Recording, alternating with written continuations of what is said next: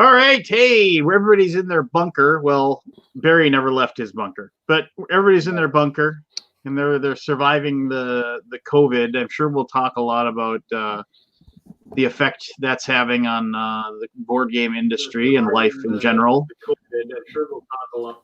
Somebody's got to take care of the stupid speaker. Sorry. There you go. There's Tom Brady. Somehow you got like maybe a superimposed the jersey on him, I'm guessing. Yeah, there's all kinds of pictures of people throwing him into Buccaneers jerseys. He's never actually worn one, or at least not yet, but there's plenty of people that have Photoshop skills that it's easy to do a jersey. It's really weird to see him in that jersey. I mean, it's really weird to think of Tom Brady not playing for the Patriots. Tell me this isn't the best case scenario. My wife's favorite team is New England. Her favorite player is Tom Brady. For years now, we've been together 17 years, so we've gone through almost the whole dynasty together with the exception of the first couple years. She's always supported the Bucs even though they've sucked. To be completely blunt, they've been horrible since their Super Bowls era. They've had like one or two decent seasons in the last 17, but for the most part, they've been abysmal. So when he became a free agent, to see my wife's favorite player come onto my team, so now she has to deep down really root for my team instead of just rooting because we're married and, I support her Patriots and now she supports my Bucks. It's just fabulous. So I already know I'm buying her a Buccaneers Brady jersey for her birthday in October, and it will be the most glorious sight I'll have ever seen in the 17 years we've been together. That you might not say that, but it's good. It's good. And she knows it. Yeah. No. So we got all of this stuff going on, but yeah, we were just scratching the what's I'm looking for here. We were just scratching the sports ball itch here. Mm-hmm. No, Diggs being gone. Apparently, him and Kirk Cousins just didn't get along. Plus, when Thielen went out, Diggs just couldn't get open. I mean, he like literally could not create space for himself. If you look at the stats, like it was you could not put an offense through him. And when Diggs was out, Thielen was always able to run a good route and get himself open. Now that might be scheme, that might be who knows. But I mean, he's going to go to Buffalo where he's going to hate life. Watching Josh Allen throw balls 5 yards over his head. So. Yeah, I don't know. It's a weird offseason because we can't really sign anybody. We just gotta cut people because we're right at the salary cap. That's why we got rid of. We cut Xavier Rhodes. We cut Limbo Joseph. We got rid of Diggs, and so and the Diggs deal, we even had to eat like $6 million worth of dead money. But it was just. Yeah, it's going to be a little bit of a down year for you guys, but you'll rebound. I mean, all you need to do is get all this dead cap money off your chest, and then you guys will be ready for next year. And I think we can sign a wide receiver that will be able to do something. Yeah. I mean, it won't be. Honestly, there's a ton of good ones in free agency now because everyone's waiting for the draft, so you'll be able to get like a Brett Perriman or someone of that nature for cheap. The thing with Diggs is that we got 4 picks and a first rounder, which I was like, how did we get a first rounder? I couldn't believe that. But and then I don't even know. I mean, the league's so screwy right now. Who knows when the football league's even going to start? Yeah. I mean, knowing my luck, we'll have gotten the best quarterback in the league, and then there won't even be a season this year, and then he'll retire, and I'll never get to see him play as a Buck. That would just be my luck. It would be poetic considering how horrible the Bucs' history has been, with the exception of those magical 3 or 4 years where they were good in the late 90s and early 2000s. So have you gone roaming around outdoors, boys? Have you braved it? I have not left my house since I got back home from Gamma. Yeah. Because I was there was enough people at Gamma that reported they were sick afterwards, and I've not been feeling good the last few days, so I'm holed up in the house, and I'm going to be here for a couple weeks until I know that I am good. What are your symptoms there, bud? I just run down, sore throat, tired. But that could be from I've traveled 3 weeks in a row. I went to Toy Fair, went to Asthma Day, then had like 5 days home and then was off to Gamma for another week. And on top of that, the dry desert climate always, when I come back from there, I always end up having headaches and sinus issues because we're in bloom now here in South Carolina. So it could be any number of things, but this isn't the time to just assume. So I'm just taking it easy. My wife did all the shopping and got everything I needed. So I'm just going to hole up, catch up on painting, catch up on some reading, catch up on some video games, and just take a little time to just chill. Yeah, I mean, our kids are home for the foreseeable future. They said no school through March, and most likely in April. Yeah, most likely in April. April, we're going to do e-learning.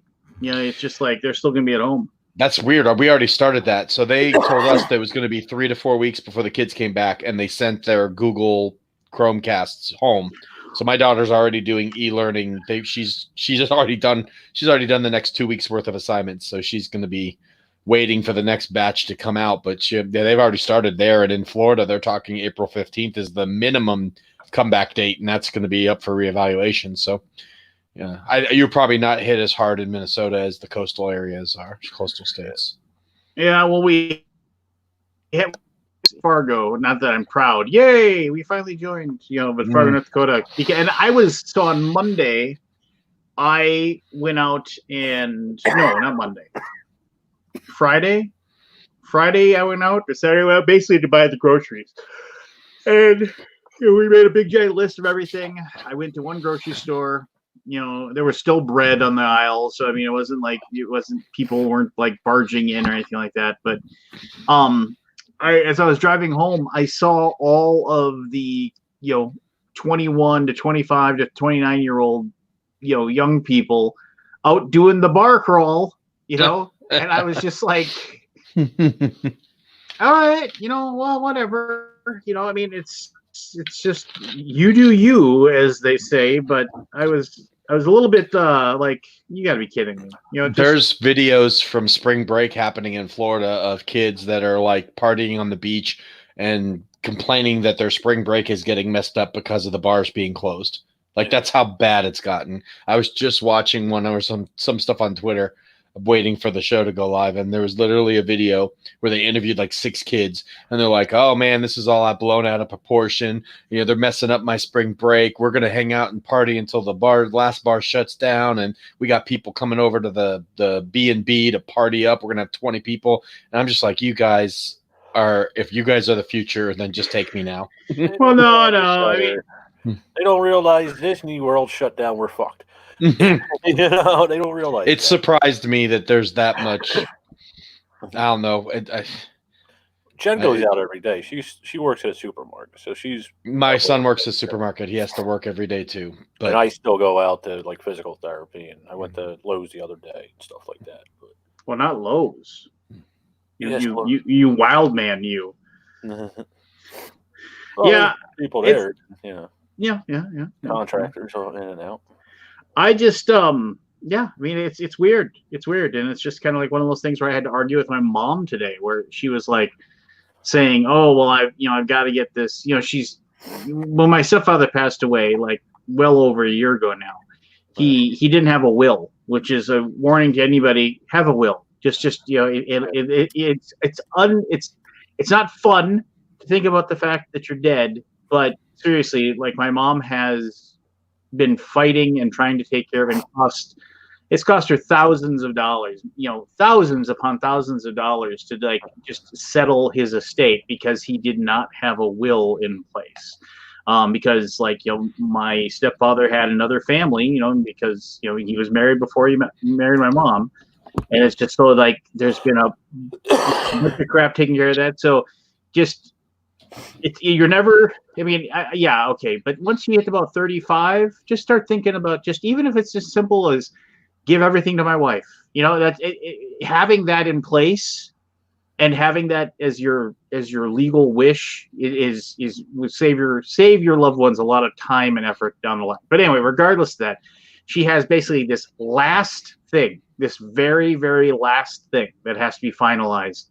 And she's like, I'm going to go to the lawyer's office and I'm going to fill it out. I said, Mom, it can wait. She's like, no, I want to just file it and be done with it. I was just, can you send it to them? I said, well, yeah. Okay. I said, so then put it in an envelope, put a stamp on it, walk down to the mailbox, put it in there, put the flag up, and leave. They'll get it in a day, maybe two, and then it'll be done. Oh, I just feel better if I could just go there and hand it to somebody, so I make sure it gets there.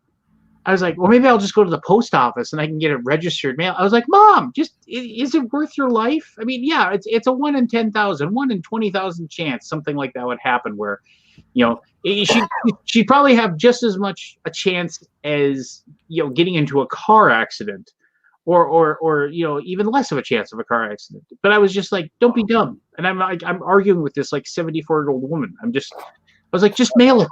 Just mail it. But of course, she told me she was going to mail it, and then she called me from the lawyer's office saying that she had just driven down there. I was just fine, fine, whatever, And she's like, why don't you come over and say hi? I was like, because I just got back from a convention with a bunch of people. It's like, I want to come over and say hi, Mom, but it's just crazy. It's ridiculous, is what it is. I hear you. I know. I talked to my mom today. My mom's older, and she's got immune issues because of breast cancer survivors. So, like I told her, it's going to be 2-3 weeks before I can come see you. But it's for your good because I've traveled like three different cities in the last 4 weeks. So I'm not going to put you in risk. Even if there's no risk, it's not worth taking a risk for 3 weeks. Yeah, I left Reno on Wednesday, and then my family and we went and we had a little vacation, and we were at like the Mall of America and stuff, and we made sure we weren't touching. We were staying in a little group, and it was dead. It was like Zombie Town, USA, and that place is never Zombie Town. And like, so we went to a few places, and I'm just like, okay, so we got home on Friday.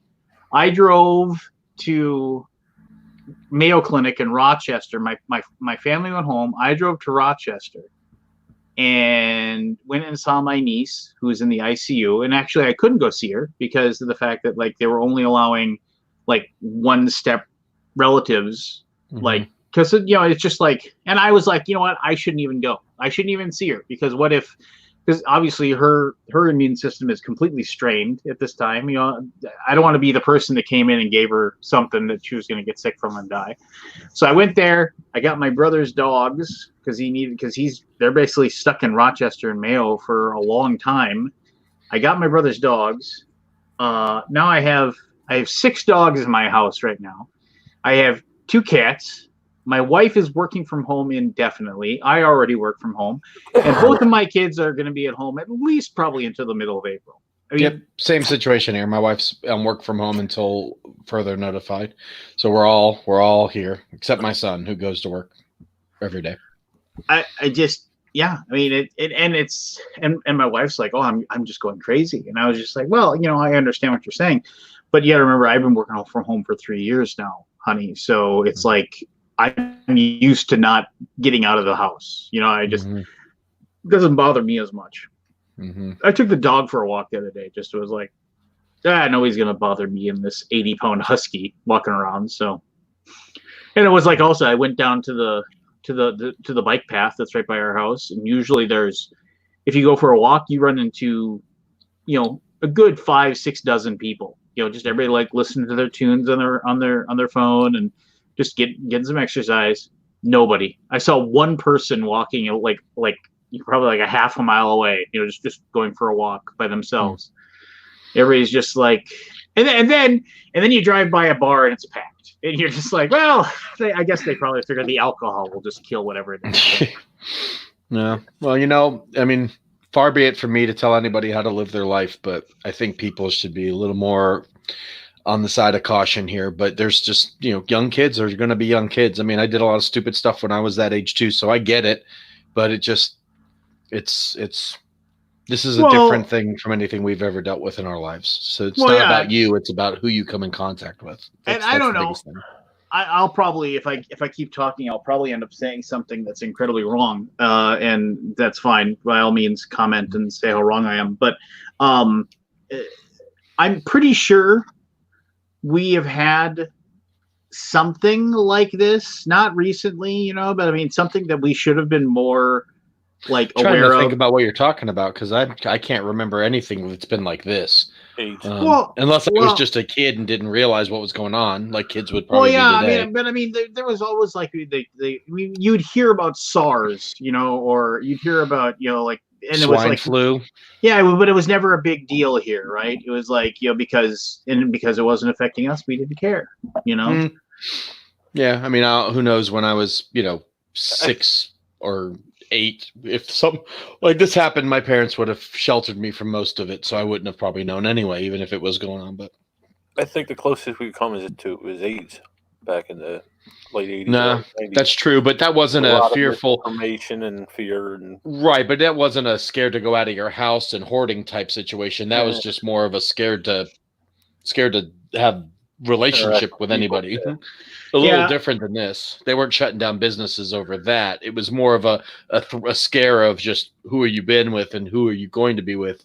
This is just such a different feeling because you're afraid to do anything. You're afraid. I mean, and those people who aren't afraid to do anything get criticized for doing it, but it's legitimately something that's like, it's just one of these weird situations where no matter what you do, you're going to be on the wrong side of someone's fence. So you just have to do what you think is best for you and your family. So. Well, and that's just it. It's like, everybody's worried, but it's like some people they feel like we aren't worried enough, or, I don't know. I don't know what the right level is. The problem with this situation, though, is that unlike China, who managed to kind of get grips to it pretty quickly. Well, because they dropped airborne rangers all around the city. Exactly, that's not going to happen here. With machine guns and tanks. They're not going to weld people in their houses. They're not going to force quarantine. They're not going to send street teams to desanitize the public transit and roads. I mean, that's not going to happen here. So this is going to last longer. Well, the interesting thing is that my brother, who was in the Peace Corps in China, he knows he has some friends still in China, and he has some friends who are in Wuhan, and they told him that that whole thing about the speakers being out on the street was true, just telling people don't go out at all. But every 3 days, military trucks drove into the town and went to every single door and gave everybody food and water. They just and enough food to keep them going for like 3 days. And just like there now, and that's just, it was one of those things where we don't, they have such a strong government, and regimented government, and a very strong central government. It was one of those things where it's like, okay, you know what, we're gonna put all of our power and energy into making sure all this food and necessary items get to this area, and we're going to then also and make sure that's done correctly. Whereas here we never be able to get that done because we are just like, you don't tell me whether I can go to the bar or not, and it's just like, and as long as you have people saying, oh, it's not that big of a deal, and the thing is that I'm probably just as wrong as anybody else, because I originally, my first feelings about this, and I still kind of feel that way, where it's like, this is all kind of silly. I still feel that way in some way, but I also do feel like, especially, I'm sure Pete, you felt the same way, like when you came home from Reno and you're like, oh, I coughed a couple of times, and I was just kind of like, I don't even want to think about the fact that I'm coughing. I just want this to be con crud, and then that's where I'm at now, because I've been feeling a little icky the last couple of days, and I actually didn't even think about it, but then you start seeing all the posts from the Gamma people of all the people who are saying they're sick, and all the stuff, and then you start wondering, well, geez, man, I hung out with that guy, or I talked to that guy, or that guy swung by our booth, and it's like, then your mind just goes nuts. Yeah, and then the fear you have. Or example, and it's not for me. I'm not worried about me. I don't smoke. My lungs are healthy. I'm fairly healthy, other than being a little bit overweight. So I'm not really worried about it having any kind of impact on me. It's just more spreading. It's the whole thing. This doesn't end until we stop spreading. So, well, yeah, and that's just the whole thing, is that I'm just like, I'm like, okay, so like the last time I was around a bunch of people would have been Friday. So let's see here. So if I can get to like next week, Wednesday, Thursday, I'm probably in the clear. You know, like you start mentally figuring out, that date and how far forward you have to go. You know, and that's if nobody is leaving and coming and going from your house. That's the other thing. Because anytime you leave the house, you add that clock over again because you don't know. Yeah, one of my buddies stopped by on Monday, and he was just like, "Yeah," and I was like, "Hey, what's going on?" And we just, "Yeah, how's it going, buddy?" Hey, everybody. And it was just like one of those things where it's like, I mean, it was, but then I was just like, I felt kind of bad. I was like, well, I hope you didn't pick anything up in my house, but yeah, other than that, it's like, yeah, I mean, as far as like gaming and stuff like that, like, I mean, what was us? We aren't going to play D&D tomorrow night like we usually have Thursday night D&D. We're not going to play D&D on Saturday because, we usually have Saturday night D&D. It's like usually people come over to my house 2 or 3 times a week and I play a board game with them at night. No, that's just not happening. And it's just, but that's fine. I mean, it's minute things. And the weird thing, everybody brings up Italy and this thing about I mean, admittedly, this is not me knowing this. This is somebody who was telling me about the biggest problem Italy had was that they have no big, strong central government. It's like little tiny, basically counties and little tiny, like you hate to say feudalism, but basically that you have like a little group of government that control this area and a little group of government that controls this area. And there's no big, strong central place. And Italy went bad because nobody could work together. Nobody could say, this is stupid. And people were just like, oh my gosh, people are sick here. Well, I better leave town and go to the other side of the country. And then that's how it got, super, super horrible and super bad. I don't know. It's just, yeah, I mean, I hope, I know my brother-in-law, my sister's wife, he's from Italy. So, I mean, I know he's got a lot of friends back there that thankfully, we haven't heard of any of his family or anything being sick yet, but I don't know. It's scary stuff. It's real, and everybody should be taking the precautions necessary. I was going to ask you, Richard, how is your mom doing? I know that, she's elderly and not a perfect health.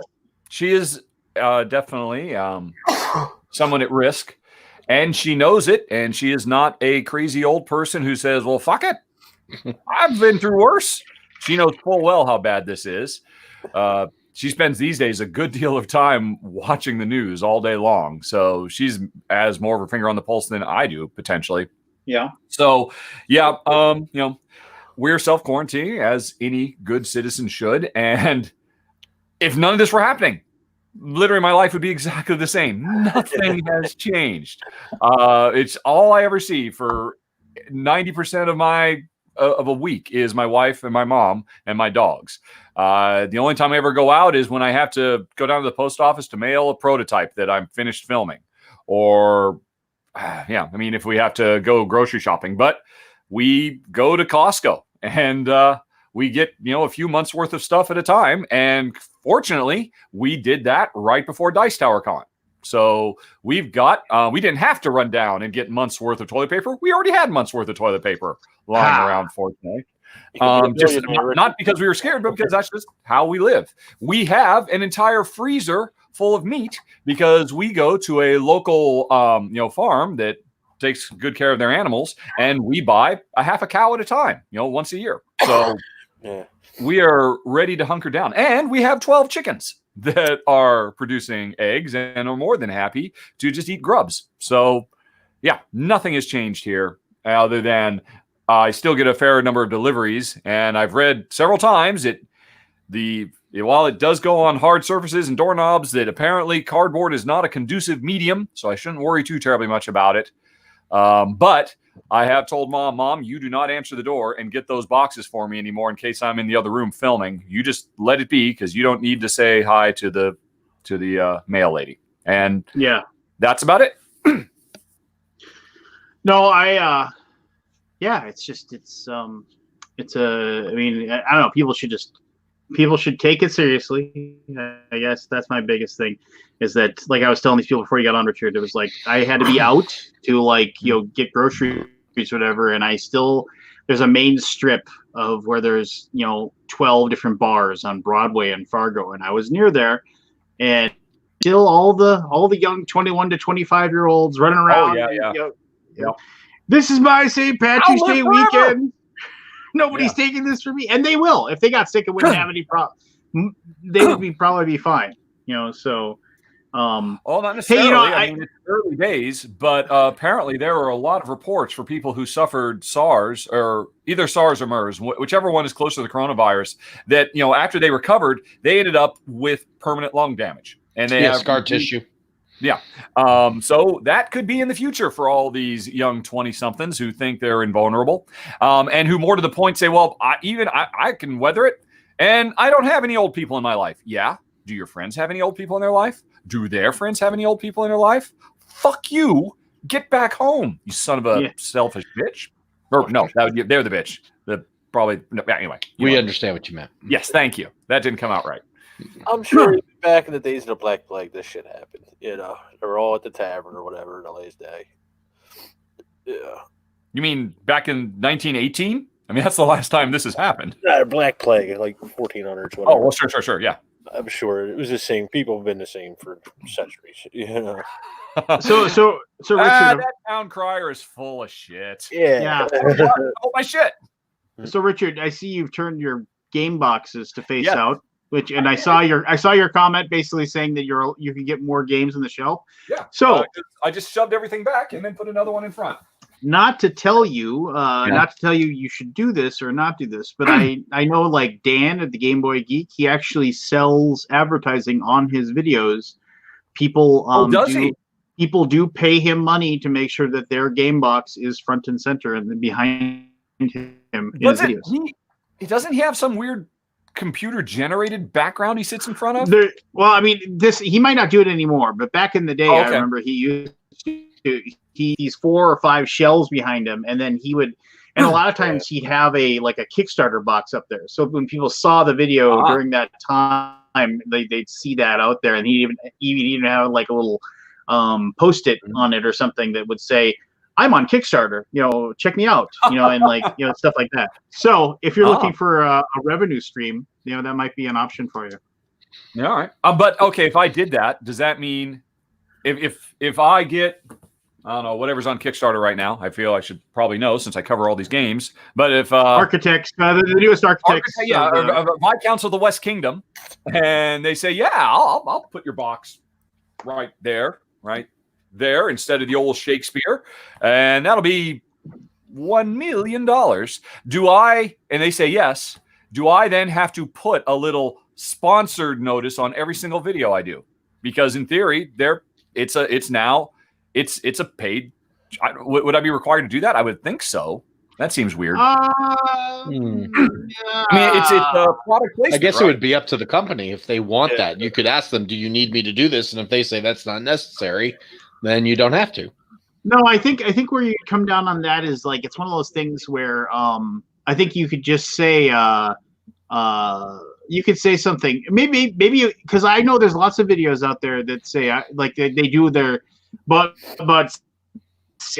they give their 30-second spiel where it's like, I'd like to thank audible.com for sponsoring this episode of so on and so on. Maybe it's one of those things where you could say, like at the end, and it's just like many thanks to to Capstone Games maker for sponsoring this episode. I mean, I guess when I start my final thoughts, I don't particularly have a problem with saying, "Hey, everybody, final thoughts." Before we get to that, big thanks to Capstone or Gray Fox for sponsoring this episode. And now to the final thoughts. I guess. I mean, just like something small like that. You wouldn't. I think if you did that, you don't have to put the clicker on the bottom. Wouldn't they want me to just have it kind of subtly there in the background as why? Thereby implying that Richard loves this game so much he just put it up on the shelf. I don't know. Maybe it could even be just a one-line thing. Once again, I'm not trying to tell you what to do, but it could be something you've had like your run-ins with this kind of stuff. In the past, obviously, I have no idea what you're talking about. But no, like you could have something where it would be like one. It could say many thanks to Viscounts of the West Kingdoms. Check out their Kickstarter; it's live right now. I mean, something like that. You point it to the, or it could be many thanks to Capstone Games. Publishers of Maracaibo, one of my favorite games of 2019. Just something like that. Well, if anybody, actually, it's funny you should mention that because I have a friend I've known for, and he's been after me for years to start taking this seriously. I do take my show seriously, but I never pay attention to analytics or any of that stuff. And as you know, I say no to the vast majority of games that I'm asked to cover, just because I'm like, oh, I'm not going to have fun playing that. And I'm now that I charge for Kickstarter previews, I'm turning a lot of money away, and I'm fine with that. But he's been after me for a long time to start. Especially when I was talking to him about Travis's girlfriend, who is the marketing manager for Dice Tower. Mm-hmm. It's like, Tom has a full-time person managing this. And he said, you know what? Okay, we'll tell you what. I'll do that. And I'm like, oh, so I might have a marketing manager soon. So I will mention this to him. Yeah, there you go. Yeah. So Richard, on average, how many videos do you do a week? I do a month. My Patreon backers are supporting me covering 8 games. So I have a flat 8 plus a top 10 plus the roundup plus the podcast. So that's what that's my basic. And then anything beyond that are basically Kickstarter previews that I charge for so that we can afford healthcare, which is why I had to start charging because we live here now. And that varies. On the low end, I might have 3 or 4 Kickstarters in a month. On a high end, like this month, I've got like almost, I think, 10 Kickstarters I got to cover this month. So divide 15 to 20 by 4. Right. So 5 to whatever. Yeah. So how would that work with each video? Would it be like you paid for one video, or would you pay for a week, or how would that work? Oh, I have no idea.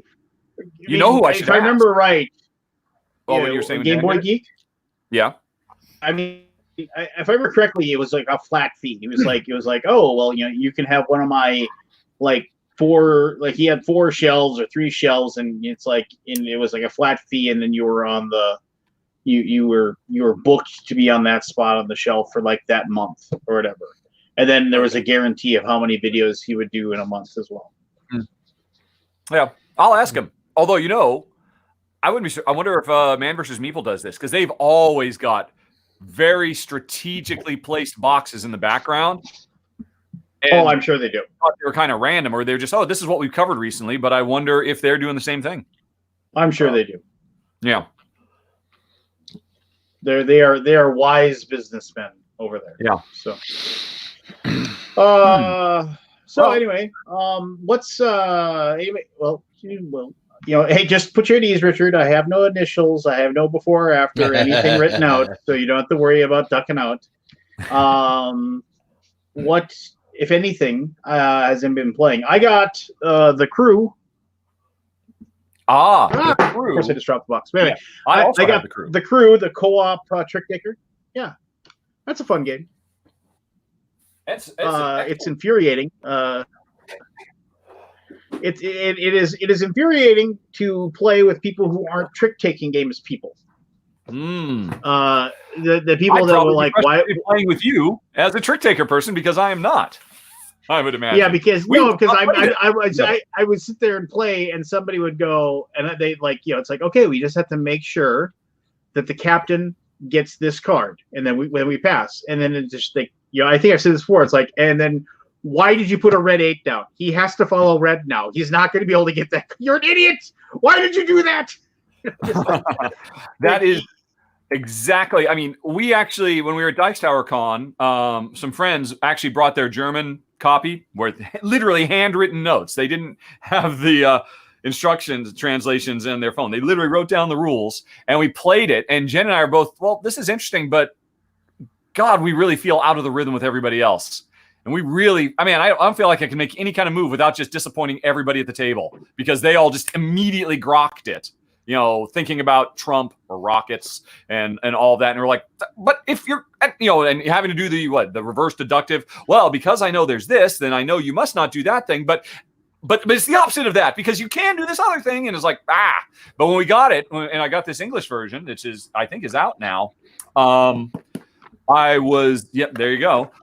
I think the 2-player variant is very, very nice. And Jen and I, as trick-taking noobs, were able to work through it together And because you are allowed to talk about anything that should be public knowledge. So we would do a lot of, well, strictly speaking, based on everything that we can see, I should know that this or that. And that we were really able to help each other through it and not have to feel like idiots at the table.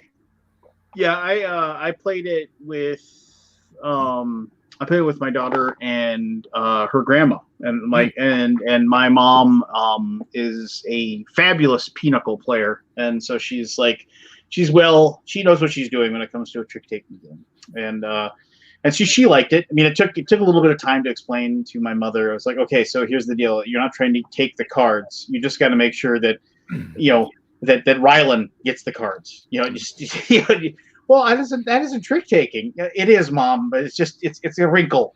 Just like. But once she caught wind of what, I had to like restate the purpose of each thing. So so you're the captain now, and as the captain, there's a little bit of a stumble there. But then again, my mom's pretty smart, so it's one of those things where it's like whenever there's always like that first 15 minutes of any board game when I teach it to her, like have it, take Stone Age, for example. Stone Age is like always been one. It's just like, I always think of Stone Age as like story problems with dice. It's just like, oh, how can I divide these dice into like the perfect, if Joe the caveman wanted to get wheat, but he could only get wheat for every 3 of, I always think of it that way. But I mean, I remember like the first time I had my mom play that with us, it was like pulling teeth for like the first 20 minutes. But now she knows the game and she's like, oh, I know how to play this. I know how to play this. She gets excited when I bring it to the lake. So yeah, I don't know.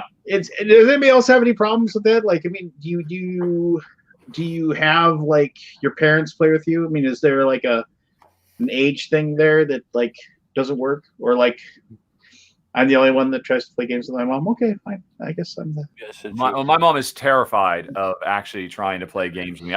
When we first got here, we tried a couple times, and I tried to figure out what the simplest games would be by far. And I mean, she just has a totally understandable social nervousness that nobody wants to feel like they're an idiot. Oh yeah.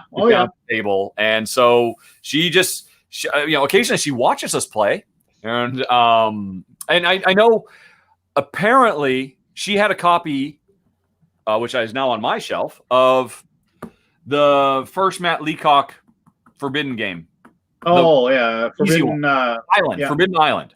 Forbidden Island, yeah. She had a copy of that to play with my niece. And I guess she was comfortable with that, although I guess my niece just mostly used it as a toy box instead of actually playing as a game. So she is capable if she was able to play that.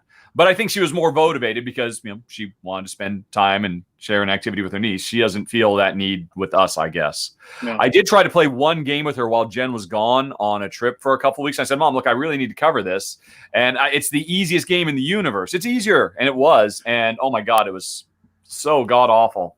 What game? Just because, it's a little Polish game. I can't remember the name of it now. It's like Wyrskier or something like that. It was a Polish game it's a tile laying Carcassonne style thing. Everybody's doing their own. And I thought it would work because, I grew up on a boat living in the rivers and sloughs of Central California. And I thought, that'd be interesting to her because she's interested. And it's all about trying to make longer rivers. And if you put a sawmill at one part of the river, and then you have the place where the logs are generated, the distance between them will be the points you get, but you can't put them, and all that kind of drafting stuff you would expect. And I thought this would be really simple, and man, it was just like pulling teeth together to do anything. I was pretty much by the end playing for, and I was like, Mom, you won, and she knew I won on her behalf. But it was worth a try, and I just think sometimes old dogs can't learn new tricks. Or I mean, I'm sure she could if she were motivated, but she's happy just to hang out and watch TV, basically. I will always remember, obviously, but I remember when my last grandparent, she passed away shortly after my daughter was born.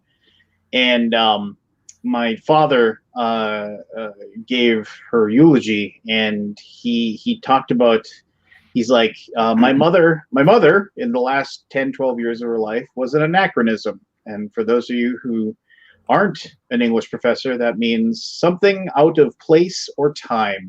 Mm-hmm. And he just basically talked about how his mother never drove a car, never once in her entire life. Like they went through all these things that she just never did. I mean, just because she was somebody who grew up on a farm in North Dakota and married a farmer and raised kids and took care of a farm until they all retired and moved into the town. But she just never drove. She never wrote a check her entire life. Just like just crazy things like that. And it's a different world, right? I mean, it's just like we've talked about this a few times when we've done these things. It's just like how the technology that we have today. People 200 years ago would think we were either space wizards or we were sultans, with just creating ice out of out of a thing that's on the wall, and just having clean water whenever we want it, and just so I don't know. It's tough. It's tough to bridge that gap, but it is really rewarding when you can get them. Like my dad I think has some of that. Like I don't want to feel stupid, playing the game. Yeah, exactly. Because he'll play the kids' games, like and they're not exactly the games that my kids have aren't exactly truly kids' games, and they're like the more involved Haba games and things like that. But he'll play those because it's like, okay, well, I can feel stupid in front of my grandchildren, but I don't think he wants to feel stupid in front of his kids. Just like I think there's something to that. Yeah. I think what the biggest thing is that I think just very little rules and just kind of like don't drop Pax Pamir on them. Like one of my favorite games, one of my mother's favorite games to play is who's like the game where I can't think of the name of it, where basically you get a card and it either says you're the spy or you're not a spy. And it tells Spyfall? Spyfall. Why couldn't I remember the name? She loves playing that. Like if we're gonna have a bunch of people at the lake cabin, she'll say, "Make sure you bring Spyfall." That's cool. And just because she just loves to be able to be like, "Oh, how's the weather today?" You're right, and that reminds me, when Jen had to go visit her family that's not too far from us for Thanksgiving, and Mom and I stayed behind. And there's some super popular party game. I want to call it Time's Up, but I know that's a really old one. Just Saying or something like that. It's hugely popular. And Jen had heard about it. She said, "Hey, I want to get that." And okay, I have to go down there by myself. She knew I wasn't going to be there to teach everybody, so she realized she had to teach everybody. So Mom, and I play Just Saying. Is that it? Oh well. Just Mom, one? and huh? Just one. Thank you. Just one. No, thank James Brazil. He's the one who mentioned it in chat. James is the Rado Whisperer, apparently. And we played that with her, and it took her a little bit, but she got the hang of it, and she was starting to actually make intuitive leaps. So I think you're right. Those kind of really nice, light social things, those are probably cool. No, we're not having anybody over. And we're not having anybody over. I mean, it's not nothing against him. Yeah, it's kind of blessing in disguise, kind of thing. No dying. Yeah, exactly. Tell her sorry, but no thanks. thanks, Dad. Well, yeah, Way to just go, like jerk. Can my daughter was like, "Can I have my friend over to sleep over?" No. What are you thinking? Absolutely not. Absolutely not. We already told my daughter right up front. As soon as she got back from her last day of school, we said no sleepovers, no going out. This is. Oh my gosh! Here, they exist. Longtime subscriber, you reviewed a card game over 10 years ago that was similar to Munchkin, but not as silly, and with a little more to it. Do you have any idea what game it was? Oh my lord! The only card game I can think of that from that long ago was that game called Braggart, which was really good. It was from Spiral Galaxy Games, and it was like you had to make up. It was like you were the adventurers back at the tavern, and you had to play like cards. You put cards together to brag about what you accomplished for your adventure, and some of it was real and some of it was fake. And it was like, and other people would like buy into it or what have you. Maybe, I don't know. Thank you for coming 10 in. Years ago, you weren't doing. I mean, what you were doing like one video a week back then? Check Vimeo. check Yeah. Vimeo. You Oh, know, that too. Vimeo. Oh, Yeah, because my. I started out on Vimeo, so you have to go check Vimeo. Yeah. But Flux, that's the best guess I have without really. Man, now I gotta. Yeah, No, I just went to your video page on YouTube and sorted by oldest first. And there's good old Seasons and Agents of Smirch and Kaiju City, but I'm not seeing anything that's very fluxy. So it must have been in your Vimeo days. Yeah, it might be in my Vimeo days, and I don't think I posted most of my Vimeo stuff to BGG. I mean, if I have to be fully, if he got anything else to go on for me, I'd love to hear it. But man, oh man, I'll dig. But yeah, man, I apologize. I just hold on. Let's do my Vimeo. I'm going to Vimeo. Video. User Do my Vimeo videos even exist anymore? 00389. Can I sort this by oldest videos? Oh my God! Look at that! Look at that young man. Yeah, full of life and promise and hope for the future, and not beaten down by the troubles of the day. It's like the Wayback Machine. You're right to party. Oh my God! Look at this young guy doing these videos. Well, look, you used to Win of the know world. everything. Yeah. I'm going all the way back to the source. I keep going.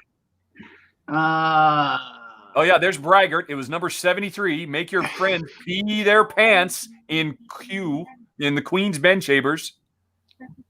Because that was one of the things. Yeah. I'm getting there. Oh man, there are so many. Look at yeah.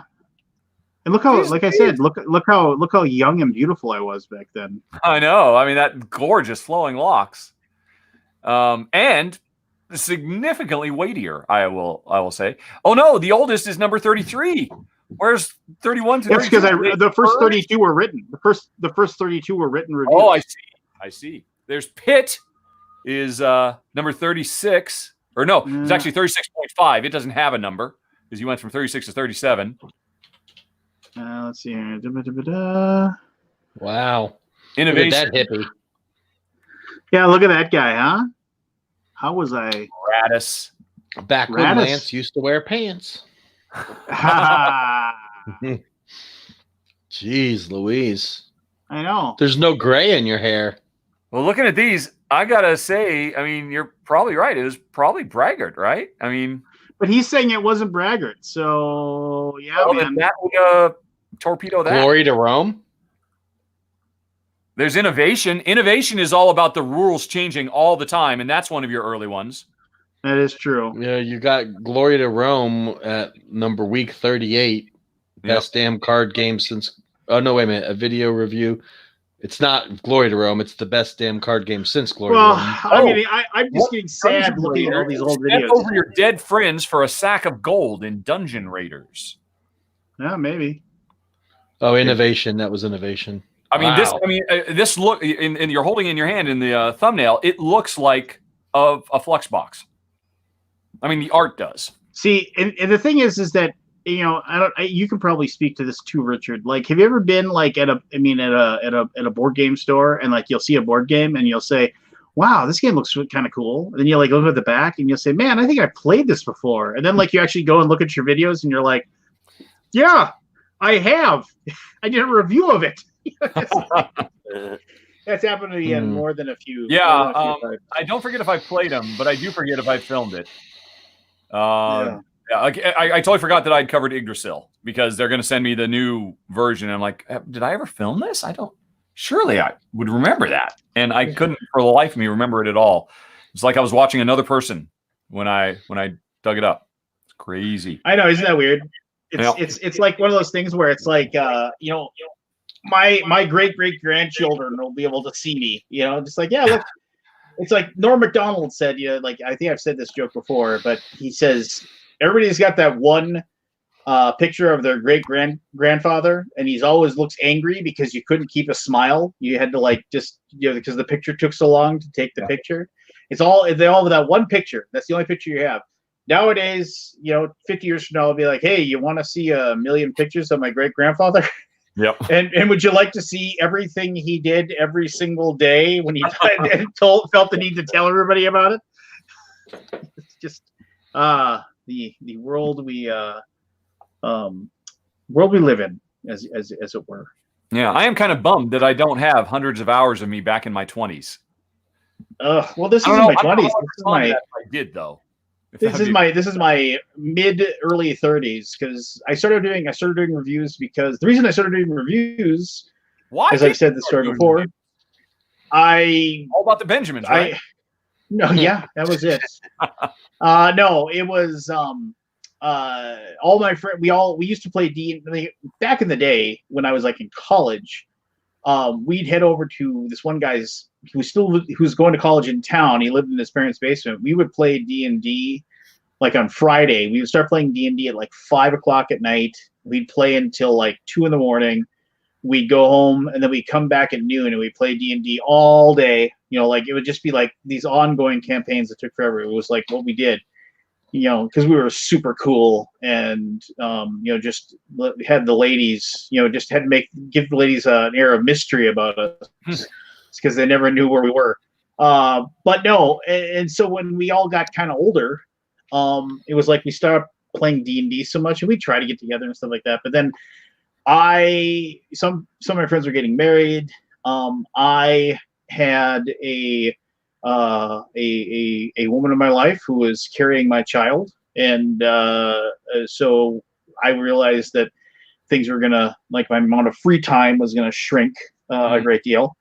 And so I after my daughter was born, and I started, I was like, this Arkham Horror board game looks pretty cool.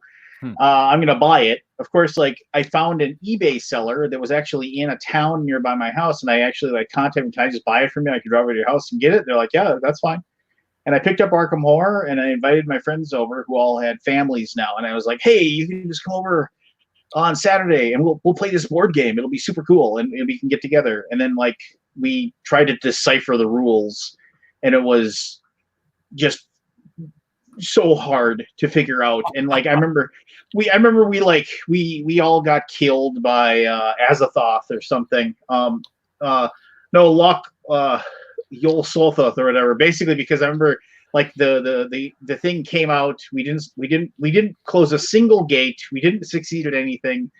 It spawns the great old one, and then it actually said any investigator without a gate trophy at this point is devoured, and none of us had any gates. And we were all talking, okay, you grab your submachine gun, I'll grab my dynamite. Okay. And then all of a sudden I read that. I was like, wait a minute, we didn't close a single gate. We're all dead.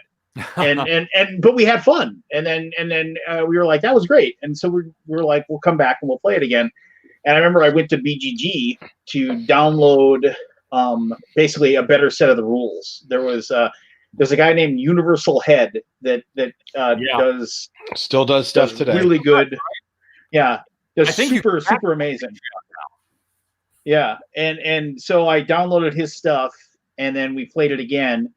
And then it was just one of those things where it was like, I just started, I went down the rabbit hole with the board games, and then I would be up at night with my daughter, who had colic, horrible colic, like would cry unless she was being held. And so I would just hold her, and I would sit there on BGG, and I was like, you know what, I can write reviews. And I just started writing reviews. Back when if you wrote reviews, people actually read them and responded to them, and then I did a handful, and publishers started. I understand. I understood the circumstances under which you started, but why? I just love board games so much, and I was super jazzed to talk about them. Genuinely just sharing the love kind of thing. Yeah, it was one of those things where it's like I wanted to keep doing something with board games, because I was always losing that other. I was just, and I didn't have people to talk to about them, and I couldn't play them all very fast. And you weren't gonna be able to play with this little girl for at least 6 or 7 years. Yeah, exactly. So I was just like, all right, cool. We're gonna attack this. And the very first video I ever did was I entered a video of a review of Arkham Horror as a contest entry on a website somewhere, and then the rest is history. And then I did I revisited it with my 100th video. I actually put like the old video up of like of what I said, and then did a better review of Arkham Horror. Then but the one video is pretty cool because it's got like my daughter who's like 5 months old, like in her high chair next to me, and she's just like, and my dogs are still like my 2 old dogs who are still alive. We're on that video and things like that. So it's kind of nice. I go back and watch it every once in a while just to see. And my wife, then fiance, now wife, was filming the entire thing. And I think we were filming it on just like it was a really shitty digital camera that had a video option on it, back in the day. Oh, now people do videos on their phones, and it looks 1,000 times better than anything I did back in the day. Yep. It's crazy. Well, anyway, there we go. Just deliver Project Elite. Don't worry about Onk. Yeah, Project Elite would be. Yeah, Pete. Come on. What are you doing here? Well, so here, we'll segue out of that real quick here. Hey, Aldi, if you're listening, come on in, man. I have some serious questions for you that I want Aldi's opinions on as far as the state of the board game industry and industries in general. But I mean, we're not going to talk in general stuff. I mean, board game industry. Yeah, it's a tumultuous time, surely. Well, yeah. I mean, you see. I mean, there are some. Like Kickstarter, for example. Let's just talk Kickstarter for a moment. So there are some like Kickstarters that are bulletproof, like Viscounts of the West Kingdom. I mean, it's in its last 24 hours and they've got 700 grand or whatever. I mean, it's Shem just has he has that steady following, and he's got that following because he produces. He's earned it. He produces premium content that is well made, and it's like there's nothing wrong. But like, for example, Ruination from Colossal Games, Travis Chance, who recently left Colossal to go and be his own man, like Ruination, I think if they haven't canceled it, they're going to, and they're voting for it now on BGG, but they're only at like 80% funding with like 7 days left. Really? Mm-hmm. Yeah. Oh my God. And yeah.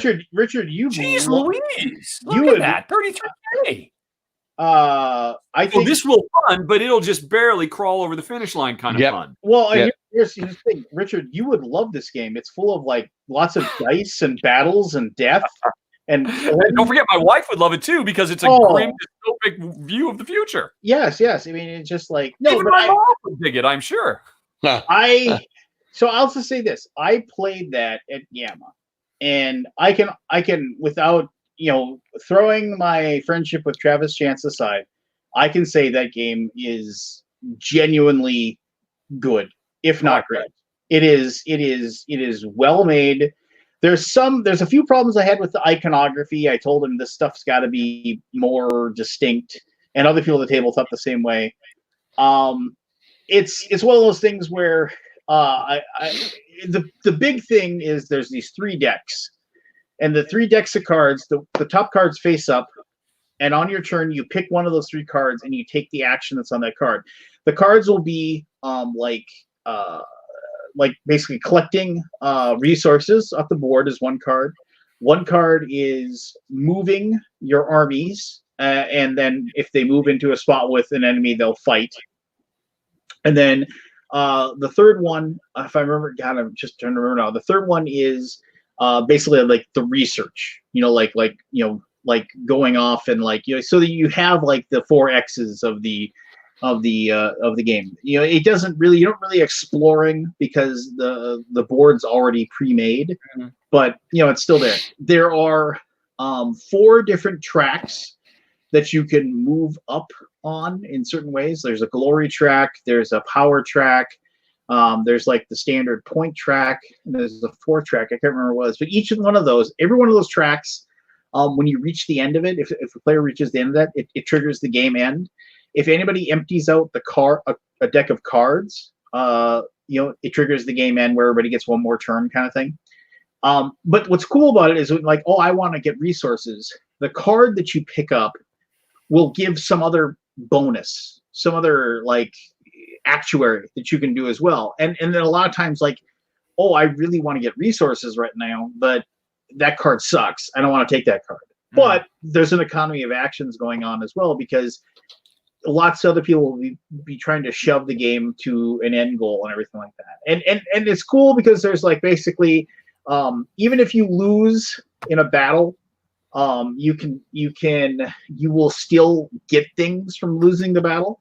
Like you will get glory, or you'll get these like they're called faith tokens, and faith tokens allow you to reroll dice and has some other abilities as well. So I mean, there's lots of cool stuff like that. It's got awesome art. The model scripts are fantastic. It's just, I think, I know Travis went out, and this cat is driving me crazy. Nothing like staring up your cat's asshole. Yeah.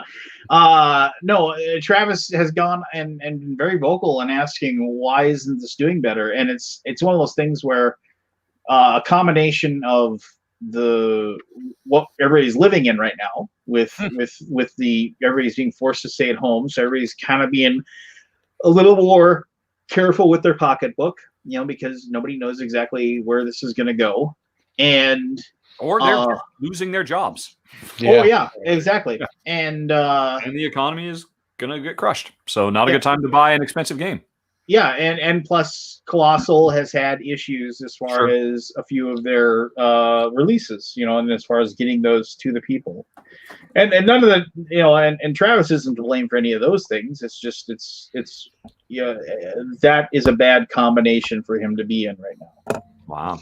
And it's just and I mean he put a lot of, well, I don't know of any designer who didn't put a lot of their love and sweat and tears into the creation. But I feel bad, but I mean it's just kind of one of those things where it's like, it was a perfect storm of bad circumstances. You had a bunch of big Kickstarters just 3 weeks ago that have just finised recently. Oh, and what's going on now, plus the uncertainty of the economy. It's like a perfect storm. Yeah. I'm curious. I do wonder how many of those big Kickstarters that were like 3 weeks ago, where people dropped like $100 or $150 to back them or things like that. I wonder how many of them are getting people asking if they can get a refund. Because I mean, when I was at TMG, that happened a lot. That happened a lot at TMG. That also happened. With Gray Fox, it's just one of those things where like we get people. It's like, look, people have said, I've gotten emails. I don't have a job anymore, and although it seems silly, I really need the $75 back, and I don't need this board game. And it's like, and we always had the policy of like, yeah, fine, whatever, refund them, and just give them back the money, and just that's another game we can sell at a convention. But I don't know. For example, we're going to launch. Gray Fox is launching a game in the middle of April, and I talked to my boss today, and I was like, well, that's okay, also that's a bit of a consternation as well, because the game is a game that we've been developing for quite a while, for way longer than I've had my hands on it. But a game called Science or Die, which is a game about solving a global pandemic. Wow. Yeah, exactly. So it's like, but no, that's a good title, by the way. Yeah, and so, but it's been in like development and production and art and all those things for 3 years, and it's time to get a payback for that investment of the time and resources. But it's maybe worth pushing back a little bit. Do you think? Didn't I read somewhere that Pandemic, the board game, is getting a surge in sales? Do you think there's any kind of just kind of morbid? Yeah, it's kind of the times kind of. I guess you'll just embrace it. You just rushed this. What I said, capitalize. What I said was, why not start advertising it, like, and just saying, like, using our using our emails and things like that, and just saying, hey, there has to be a a charitable organization that that we could say, you know, it's like, we're going to run this Kickstarter. We know that might be, but you know, we're going to take X percentage of our profits and we're going to donate it to. One of the things that I've been reading about that's really been hit hard lately is the fact that how do homeless people do social distancing? Yeah. You know, I mean, they don't, you know, so there has to be some sort of a charity to help those people in our nation that don't have homes, that don't have the ability to avoid. What? That literally don't have soap. Yeah, literally don't have soap or hand sanitizer. I mean, it's like, well, there's got to be like a charity that we can contact. We can say, hey, this is our plan. Are you willing to, you know, be part of this? All you got to do is just say yes. We'll also advertise you as a charity, and then we'll give you like 10% or 15% of our profits. And just because this is something, and yes, is that a way to, you know, get our Kickstarter out there, but also knowing full well that it might be kind of considered in bad taste, but also like it's, you know, a catch-22 getting in front of it a little bit. It could be a bad look for your company, and also, can you afford to give up 10 or 15% of the margin, not knowing what kind of sales you're going to have over the next 6 months? Yeah, exactly. And so it's a difficult. Wow. It's something, but the thing is that we do have another game that we can launch. But I'm also I was telling Shane that I was like, let's just wait. You know, I mean, it's like, I know we want to. Let's just see if we're even going to Origins. If Origins is even a thing that's going to happen, you know. They posted today they're still a go. Canceled. What? They posted today that they're a go until May 1st, and that May 1st will be their no or go deadline. And then, well, yeah. But as of now, they're still a full go with 20,000 people in Columbus, which I don't think half of which will show up to it if they do go. And I'm of the mindset of like, okay, you're gonna go to Origins. Hey, Shane, this one, you know, do you really need me there? You know, because, you know, I was already kind of feeling that way about Gamma. In the family. Yeah. Yeah, and I just like, you know, yeah, you dodged the bullet. I think even Nathan is younger people aren't going to go out like they were before. I mean, I would say my gut says it's a no-go on Origins, it's a no-go on Dice Tower Con, and Gen Con's a 50-50. That's what my gut says. Because what about Comic-Con, which is the week before Gen Con, and over 200,000 people? As I understand it, these conventions are waiting to make any kind of announcement, and Aldi will probably be able to confirm this, because if the state or the federal government steps up and says, okay, you are restricted, you are not allowed to do this, then the show organizers can get insurance paid out. Because, hey, this was not our fault. We were going to run it. We get our insurance payday. And so that's why you would see Origins or Dice Tower Con or Gen Con waiting until... you know, because they can't afford to lose all that money, you know, all the reservations they've made and all of that. But if they can get insurance because the government stepped in, the day the government does that is the day they say, okay, we're canceling, and go to the insurance company. Mm. Yeah. Yeah. I mean, I can't imagine. Go ahead, Pete. I was just saying, I cannot imagine where we're at today that in a month it's going to be significantly better, and in 2 months it will be to the point where that many people will want to get together in a confined space like a convention. Yeah, there are only so many 20-year-olds out there, and they're just spring breaking. They're not playing. Even if the virus was under control, which I don't think it will be, people will be so paranoid. People will still be recovering from loss of income. There'll be so many other factors into it that I would imagine that even if it did happen, it wouldn't be a shell of what it would be, and it would end up not being a success, like for both sides, for like publishers, retailers, convention organizers. I can't. And maybe I'm naive. Maybe I forget how quick things can rebound. But to me, I can't imagine anything pre-Gen Con happening, or Gen Con even itself. Yeah, just because of the sheer number of people that go.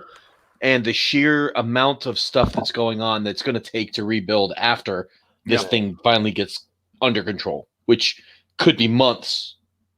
I personally just can't see it. I mean, I could be wrong, but to me, these people that are very optimistic about shows in June and July happening, I just don't see it. Not me. Not the way things are going. Well, I'm trying here's to remember. Simon, isn't a big part of your job convention organization and stuff like Not that? me. Not anymore. Used to be. Not anymore Used to now. be. Okay, Yeah. you're all customer service now. I'm all retailer relations Retail and stuff. relations, Not the stuff I did for conventions was 3 years ago when I was running their demo staff and helping organize events. That's all gone now. Mm.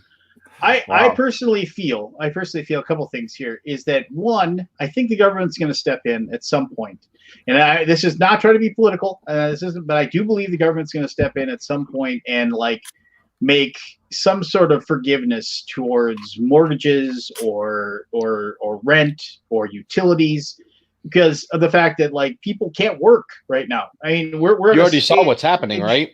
They already passed the one bill. They're going to be sending out stimulus checks here in the next couple of weeks to every adult person in the U.S. is going to get money based off their income level from taxes from last year in the next like 2 weeks. Which is awesome. But I think what it is, I mean, there's a lot of people that like, I couldn't work, who are living paycheck to paycheck, and they're not going to be able to. Do I pay rent or do I get groceries? You know, I mean, that's a very real situation. So I think there's going to be some of that, but I also feel, and there's two things here that I'm going. One, if you're a convention like Origins, and you're like, oh well, you know, we've got all these people who have bought badges already. We've got all these vendors that have given us money for deposit their booth space. Yeah, you know, just all that stuff.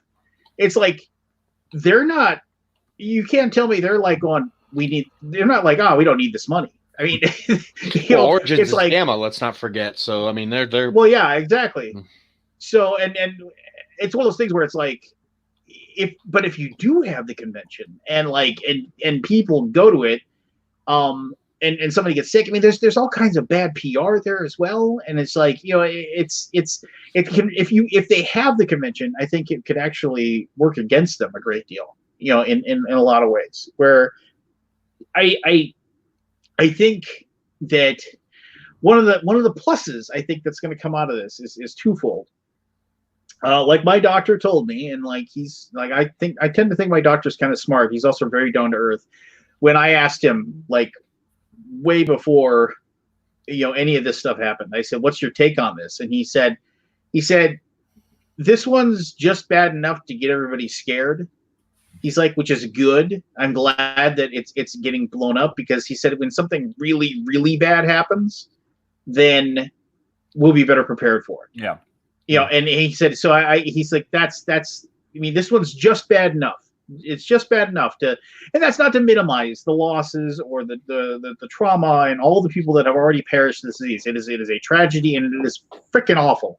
And it's just, it's one of those things where it's like, but once again, it's that old saying: one death is a tragedy, 1,000 deaths is a statistic. I mean, it's just like when you talk in huge numbers, it's tough to feel empathy towards, you know, like, oh, you know, but it's horrible, it's awful. I mean, and the other thing is that I also feel this is actually going to be a little bit of a boon for like families who have kind of forgotten what it's like to actually see each other all the time and like actually enjoy their time together. And there's a lot of families that have like helicopter parenting and you know, kids in their rooms and maybe come out to raid the pantry for the potato chips and the soda.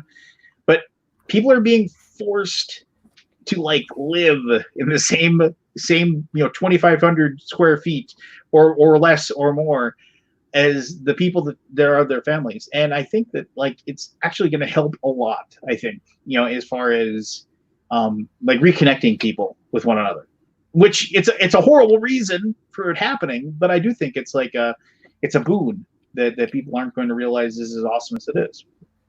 I mean, my daughter and I, we sat down and we played a solo game together as a team. We played Silent Victory, which is just an old school stuff. I was like, hey, I'm going to teach you this game. I play this a lot when I'm bored. And she dug it. You know, but it was like, I was like, huh. It's like nobody had a phone in their hands. Nobody was, like staring at Netflix or anything like that. It was just, I get to chill for like a couple hours with my daughter and play a submarine war game together. And I thought it was cool. And I think more and more of that's going to happen. So, which is good in my opinion. Well, it's good for the people who have the money to weather it. So that's certainly true, and that's a sizable portion of the populace. But yeah, it's good that you want to get soap to those homeless people too. So, well, no, I think that what you want to do about that yet? I mean, that's a really tough conundrum you've got for April. I'm of the opinion that unless we can like turn it into like something, well, I mean, see, I feel kind of sleazy even doing that though. I mean, I realize if by doing it, the people that are homeless have soap and are able to get shelter because we can donate X amount of dollars to a charity and make that happen. Yes, that's good for any reason, right? It's a good thing for any reason at all. But I also feel it's like it's a little bit. It's like, please don't look at the fact that we're being capitalist here. We're trying to give some money. Look at this. We're giving money. We're giving money away. Don't look over here. Don't look over here. Pandemic profiteering, basically. Yeah. And I feel like that's kind of sleazy. I got a tough time with it. I had an even tougher time because I had the idea. I was like, we could do this. And then immediately after I suggested, I was kind of like, ugh. You're like, I'm gonna go walk my hand. Seconds here. Yeah. Oh, there we go. See that? Yeah, my moral compass was like, I was like, oh, I thought I was going to neutral good, but I'm actually kind of, just sliding further down the slide. Wow. So the other game that you could go, is that after the Empire or is it something else? No, after the Empire is done. And oh, that's right. Okay, yeah. No, it's one. Nobody even knows the other one exists. So not that that's anything. Does it have any overlap? Because back to the originally brought this up was Ruination. Ruination, another big problem for them is next week Frosthaven comes out. Yeah. And everybody's expecting to pay $100 for that. And so nobody got no money for Travis. Well, and the thing is with the Frosthaven, here I was thinking about this. How many people are going to drop the hundo for Frosthaven that haven't even completed the first thing? The majority of the but you're gonna drop a hundo on it. I mean I have a group of friends that religiously played it twice a week, every week until they completed all of Gloomhaven. Which kudos to them. So they're super excited for Frost. I love the framing of your cat, by the way. It seems like there's some kind of dramatic standoff. Well, she's just waiting for you to die. Yeah. Anyway, I'm sorry. Go on. Yeah. No. People were really into it. Yeah, so they're excited for it, right? I don't know. I think she's upset with us for having the 2 extra dogs in the house. This is the cat that kind of hides in my daughter's room most of the day, and then she only comes out. She ventures forth to get food and water, and then but I'm downstairs now, so. And she usually waits until I sit on the couch. Then it's like she knows, and then she comes and lays in my like I don't know why. I don't know. This is the old cat that for some reason likes me. I'm not a big fan of her, honestly. She pees in my shoes, so I'm serious. If I leave my shoes out, nobody else's shoes. If I leave my shoes out, I come back and there'll be a puddle because I almost religiously wear like plastic flip flop type shoes. But there'll be a puddle of cat pee in my plastic flip flops. I'm just like, God damn it! Yeah, go up to the sink, rinse it out. What? That is love. That is love. What is love? Baby, don't hurt me. I don't know. I think it's one of those things where I think that there's going to be a great deal of upheaval in the board game world. Oh yeah. I am thankful that we have started our fulfillment business, and that's what I'm mostly doing for there's lots of companies that are, especially now, like they are ramped up, and their stuff is just starting to hit boats right now. That I met with a ton of publishers, and we're getting contracts signed to handle that. So, as Shane says, he said the guy who made the most money during the gold fever in California. He said the guy who made the most money was the one who was selling the pickaxes and shovels. Yeah, it wasn't the guys going prospecting. So he's like, I'd rather be the guy selling the pickaxes and the shovels to the people. So that's a lot of truth to that. So, but I think that there's going to be a lot of board game companies that are going to really feel the pinch. Oh, yeah. Mm-hmm. Times. That's true for every industry, but it's every industry. But yeah. I mean, and I'm not just. I should preface that by saying this isn't just the board game world, but yeah. But toilet paper manufacturers, they're making a killing. Yes, they are. If I had only known, I would have put stock in Charmin like a month ago, and I'd be halfway to retirement by now. Yeah. Don't squeeze the Charmin.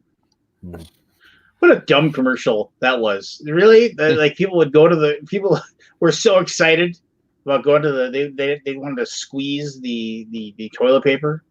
You tell somebody not to do something, and they do it. I guarantee 100 million people squeezed Charmin within a month. What was the fictitious name of that guy? Mr. Whipple. Mr. Whipple. That is exactly correct. Mr. Whipple, please, ladies, please don't squeeze the Charmin. No. So, like, because men would never be out there buying toilet paper. It was the women that would do that. It was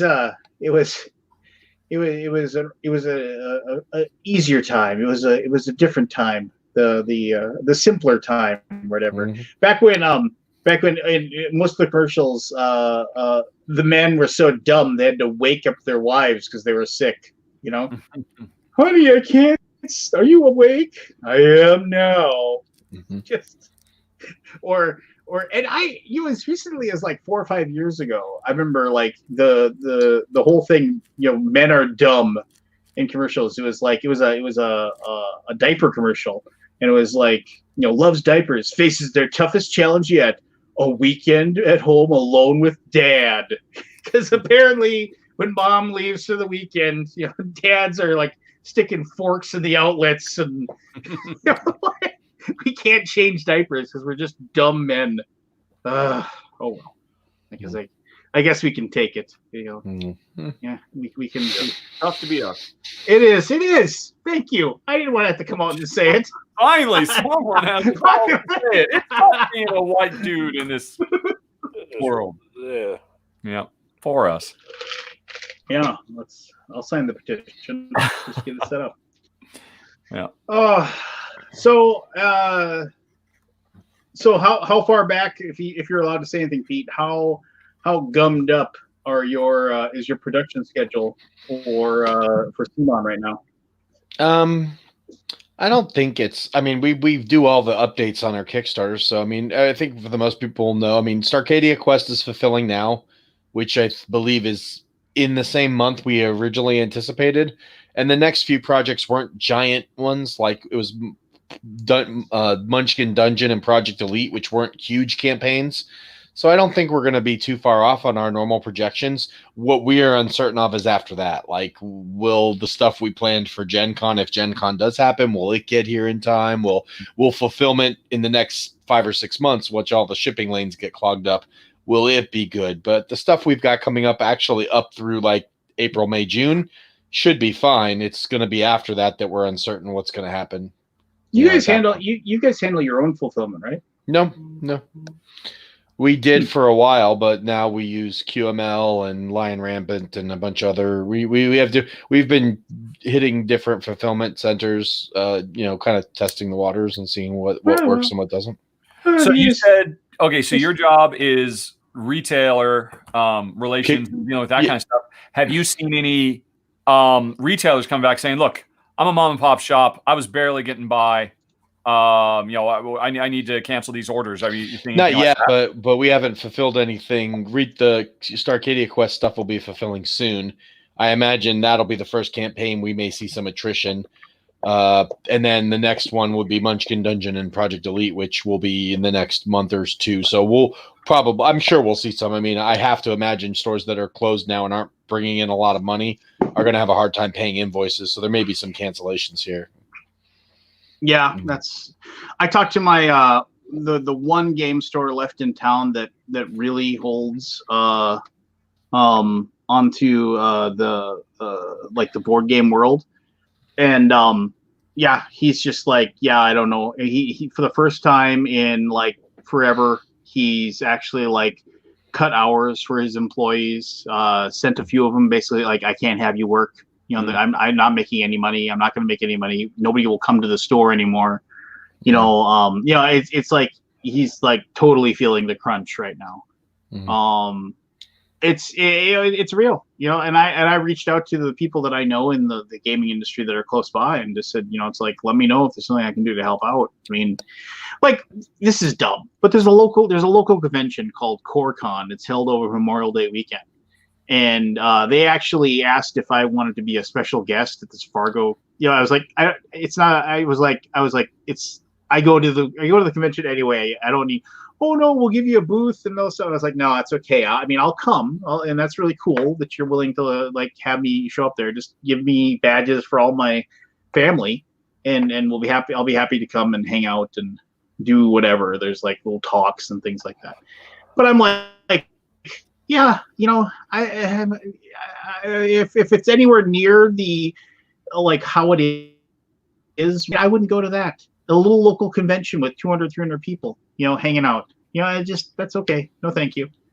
I just don't want to be around a bunch of people. And it has nothing to do with me getting sick, because I'm pretty sure I'd be fine if I got sick. It's nothing to do with my kids or anything like that, or my wife, because they're all young and they're healthy. I don't want to have it, and then if I know my mom gets sick, you know, I would never forgive myself if Aldi's in the green room. That's the choice you made. Yeah. I would just, it'd be like, yeah, no, it's okay, you know. And it's just kind of one of those things where, just you beheaded Richard. What the fuck? Yeah. We'll do. Hey, okay, so Scott, do you see yourself? What do you gauntlet? Answer the question. No, what do you think? I mean, just I'll give you come out with it. I'll give you some quick questions. I'm going to give you some quick questions. I want to hear your answers for these. Do you think Origins happens?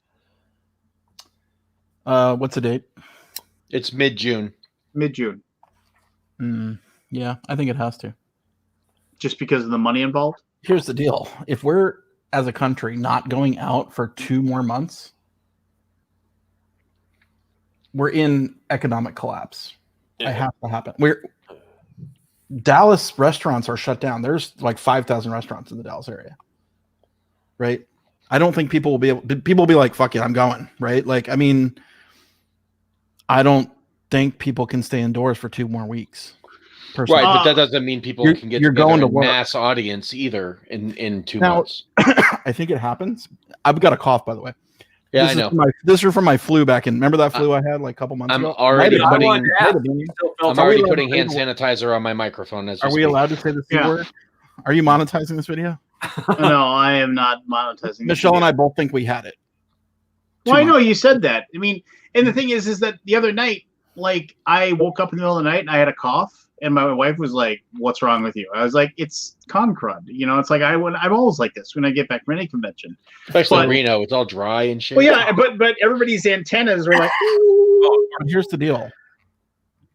2 weeks from now, everybody's going like, "Fuck it, I have to fucking work. I have to go to work," or everything just stopped. Like, I mean, I hate to be the bearer of bad news. We're on the precipice of disaster. You don't go to work, you don't get paid. A lot of people, right? Many of us are. I mean, I'm different. Work from home and stuff. Yeah. But like, if you're a salary person and you can't go to work for 2 more weeks, you can't pay your bills, you can't pay your mortgage, you can't pay your whatever food. That's bad. People are going to have to go back to work.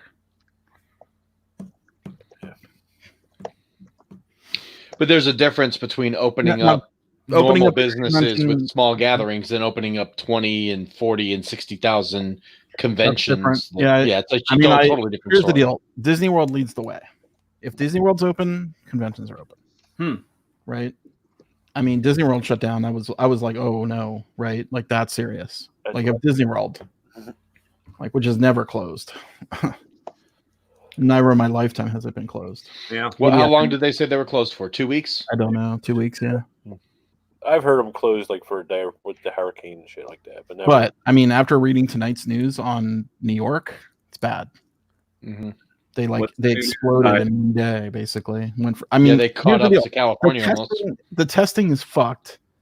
I've been reading about I'm addicted to all this news. I read it all, and it's like No way, not things I've you. read, the things I've read about it. Well, yeah, but the things I've read about it just really give me a very bad feeling about like where it's at. Right, like we may have had it. You won't know because you didn't get I tested. won't know. I didn't get tested. Here's the thing. Michelle went to the doctor. She got tested for flu, strep. What else did you test for? Something else. I can't remember. Nothing showed up. Right? It was an unknown viral agent on her. Coincidence? And then I was on the show, and I literally that night you could tell I was like my throat. I don't know if I complained on the show, but like my throat was hurting. Woke up the next day, I had all the fucking symptoms: fever, ache, a dry cough. Came later, like 2 days, 3 days later. I still have a little cough. There it goes. So it might have been around for a long time. Well, you know that Taiwan doctor says the first thing you do in the morning is you get up and you take a deep breath, and if you can hold it for 10 seconds Yeah. without coughing, you don't have it. That's what that Taiwan doctor said. Oh, I didn't know that. It's interesting. Okay, I'll have to try that tomorrow. Yeah. But here's the deal: if I don't think America can shut down, it just can't. Yeah. Like, think about it. I mean, the 5,000 restaurants here in Dallas shut down is bad. Like, they're doing curbside service, right? Like, Yeah, that's what all the restaurants in Minnesota. Pick Same ups. thing. They Minnesota shut down all our bars. It shut down all of their. It's all to go. It's I went out and got Chinese takeout today. So we'll see in 2 weeks if Disney World opens back up. Now, I think we're in week 1 of those 2 weeks, right? Like, when did you guys? I think we got shut down Tuesday night. How about Kansas? Just said school's done. No more school for the rest of the year. Kansas? We're out. Yeah. How many? I mean, the Kansas. Like what city? It's cities, right? I don't think it. No, the governor of Kansas came out and said no more school the rest of the year. We got to remember, school only runs till early June. We're already at mid-April for most states on cancellation now. If it goes another month, that's gonna pretty much end the school year for the most When does the people. school year end? End of after June 3rd or 4th is usually when high so- school graduation happens. Memorial Day weekend. It's always like you come back. that's the You last have hurrah. Memorial weekend is like the last hurrah, and then you have like 2-3 days of school after that, and then they're done. Yeah. So we're already close in most I schools. think we're on the precipice, right? I mean, it's another week. Like that's why we haven't canceled, right? We're in May. We're at the end of May. No, We're outside the window of like the warnings, right, and all that stuff. Well, Scott, I was telling them, it's like my wife said, like after a day of being at the house, she was just like, "How do you? This is crazy. I can't do this." And I was just, Michelle has been home too. yeah, and I was just like, "Well, welcome to my world. I've been working from home for like 4 years, 20 years now, 15 years for me. Yeah, it's just like it's just that's your new norm, and it's she's actually kind of likes it actually because she gets to go for a walk or whatever, like she gets a little Aldi loving. Gets a nooner. She would come home from like work and it's a 45-minute drive during rush hour and she doesn't want to do anything, But now we like cooked. But I think you said something earlier when I was first listening, like it's interesting because it definitely has brought us together more than we normally have because we're always like running around. Like I'm working all day, she's working all day. We go out to dinner, that's our 1 hour to 2 hours together. She goes to bed, I stay up late. Yeah. Right. So, but Wuhan, Wuhan reported that there was a inordinate number of divorce cases because of the fact that husbands and wives were forced to be together. Yeah. She said something else. She goes, "Good thing we like each other." And I said, "Yeah, good thing." Right? If she don't really like each other, then you're forced to be in the same house together. Oh, like thankfully, MLB 2020 came out on Tuesday, so I got that. And Animal I've been just Crossing's tomorrow. Yep. And Doom Eternal is tomorrow. So I've got So- MLB 20 to play. But here's the deal: like And I've been rewatching all of Breaking Bad. two just like, two more weeks of this, people can't do it. I just predict they cannot. They'll be like, I got to go back to work. And, Well, the companies, unless forced to, will put people back to work. I guarantee you. Oh yeah. Well, okay. So for example, my wife works for U.S. Bank. She was sent home, and she was said they told her, you're working from home. Right, but she's working from home and getting paid, right? Yeah, I'm talking about like the people who don't show up. No, but here, listen to this. Listen to this. So it's like they told her you're working from home until we tell you differently. Mm-hmm. However, she works in a giant building, and I work in the same giant building. It's one of the like largest buildings in Fargo, and it has like 30. It's like no, it's only 3 stories, 2 stories, but it's it's giant. It's like a giant cube. I used to see this building from a friend's apartment, and I would see people going to work there, and I'd be like, look at those suckers going to work at their mind-numbing job. And like 5 years later, I was working there. And then, but I mean, it's where I was when I was in college. Yeah, so it's this giant. It has like 3,000 employees. It's just a petri dish. Here's your salary. There you go. Yeah. Here's your salary. But see, Aldi, I think your argument is going to fuel why these conventions aren't going to happen, because people are going to go back to work, and it's going to continue to spread, and they're going to end up saying, well, these 20,000 people gatherings for these shows that are non-essential are going to have to go away. It's scary, dude. I've lost sleep already. Like, I mean, I believe you when companies are going to have to start earning revenue, which means they're going to put people at work, which means the spreading isn't going to stop, which means they're forced to. Yeah. Right? And I understand. I completely understand. I'm lucky that I work from home, and I've been working from home for a long time, and my wife can do most of her job from home. So should be okay. But here, look at this way. So sorry, if you're a company, U.S. Bank derives your money from. Go ahead. Whatever. No, U.S. Bank has 3 call centers. They have one in Fargo, they have one in Coeur d'Alene, Idaho, and they have one in Denver, Colorado. They have 3 call centers. It used to be like they used to have just one in Fargo, but then they diversified, right? So then. He doesn't work there anymore. There's 4. Oh, I'm sorry. My wife just popped out and said there's 4 now. So she said guy who doesn't work there anymore. Hey, honey, would you like to come in and give your? I'd love to hear her thoughts on these things. Oh, she won't. Finally get someone with charisma in here. Remind you that you're not allowed to talk about the operations of the U.S. Bank. I'm not talking about the operations of U.S. Bank. Anyway, I can't get fired. I don't work there anymore. No, but I mean, what happens on the boom stays in the boom. It's okay. But so they closed down the call. Just tell her no one's listening. It won't matter. I can't hear you, honey. I'm sorry.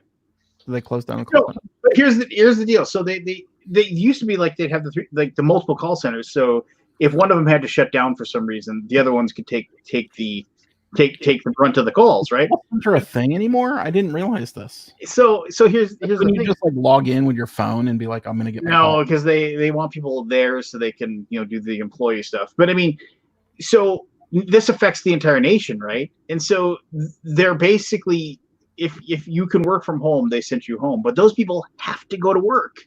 And because those calls are still coming in, people now more than ever, because people want to raise their credit limits on their credit cards and things like that, because they're looking at the fact that they're not going to be able to make money, or they're having to be financially strapped. Selling your stocks to make money now, you lost money, by the way. Yeah, exactly. Like my mom was just talking about that today, like how you just have to wait for it to come back. On retirement, she probably should take a loan versus selling your stock, right? But those call centers, I mean, those buildings are just petri dishes of people and bacteria, but those people in order to live have to go there. It just occurred to me: has anybody heard from Forrest? How is he doing? Well, Forrest is not as lucky as the rest of us. He's not as what? Forrest is paycheck to paycheck, sure. Working full time at a kid's facility that has probably been shut down and will be shut down for the next 2 months. Come in, Forrest. Well, Wednesday night is his game night, so. Oh, I didn't know that. Later. It'll be later. He always comes on late. He'll be on in the next half hour to 45 minutes. All right. You're right. So if he's doing a game night, I mean, I was thinking companies that derive most of their income from big conventions. I mean, luckily BGG has diversity. I mean, conventions are big for us, but we do have other ways to make money. Speaking of, I'm sure you're having to make tough choices about the spring, right? It's on the precipice. Like Yeah. it's see what Disney World does in 2 weeks, right? Like, Can you Already answer had- if there's anything true to this? Because I read somewhere about conventions. I think it was actually on BGG. People were hypothesizing that if the state of Texas or the federal government declares Board Game Geek, you are denied. You cannot do this. It is shut down. You are legally prevented from doing it.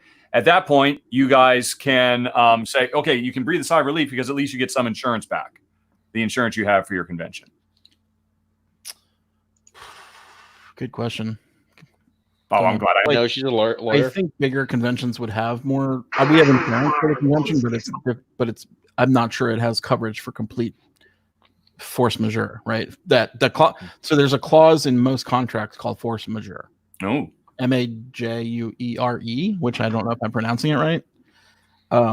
Which is basically like if something happens, like an act of God, like an act of war, an act of government, something like that, that basically says you can't have the event, then you are released from the penalties of that event.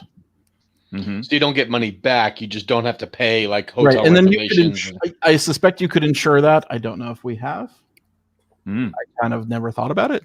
Probably something you should look into. In 15 years, like we've been doing this is the 15th year. We've never had to cancel a convention, right? So here we are on breaking new ground, guys. Wow. Now we do have a umbrella insurance policy. I don't know if that covers it. That's a good question. I would have to go to the policy and look. So how about the fact that like if people have money, they can go to these private institutions and can get tested, but like a lot of places, you just can't. They said yeah, they like won't test you unless you have short of breath.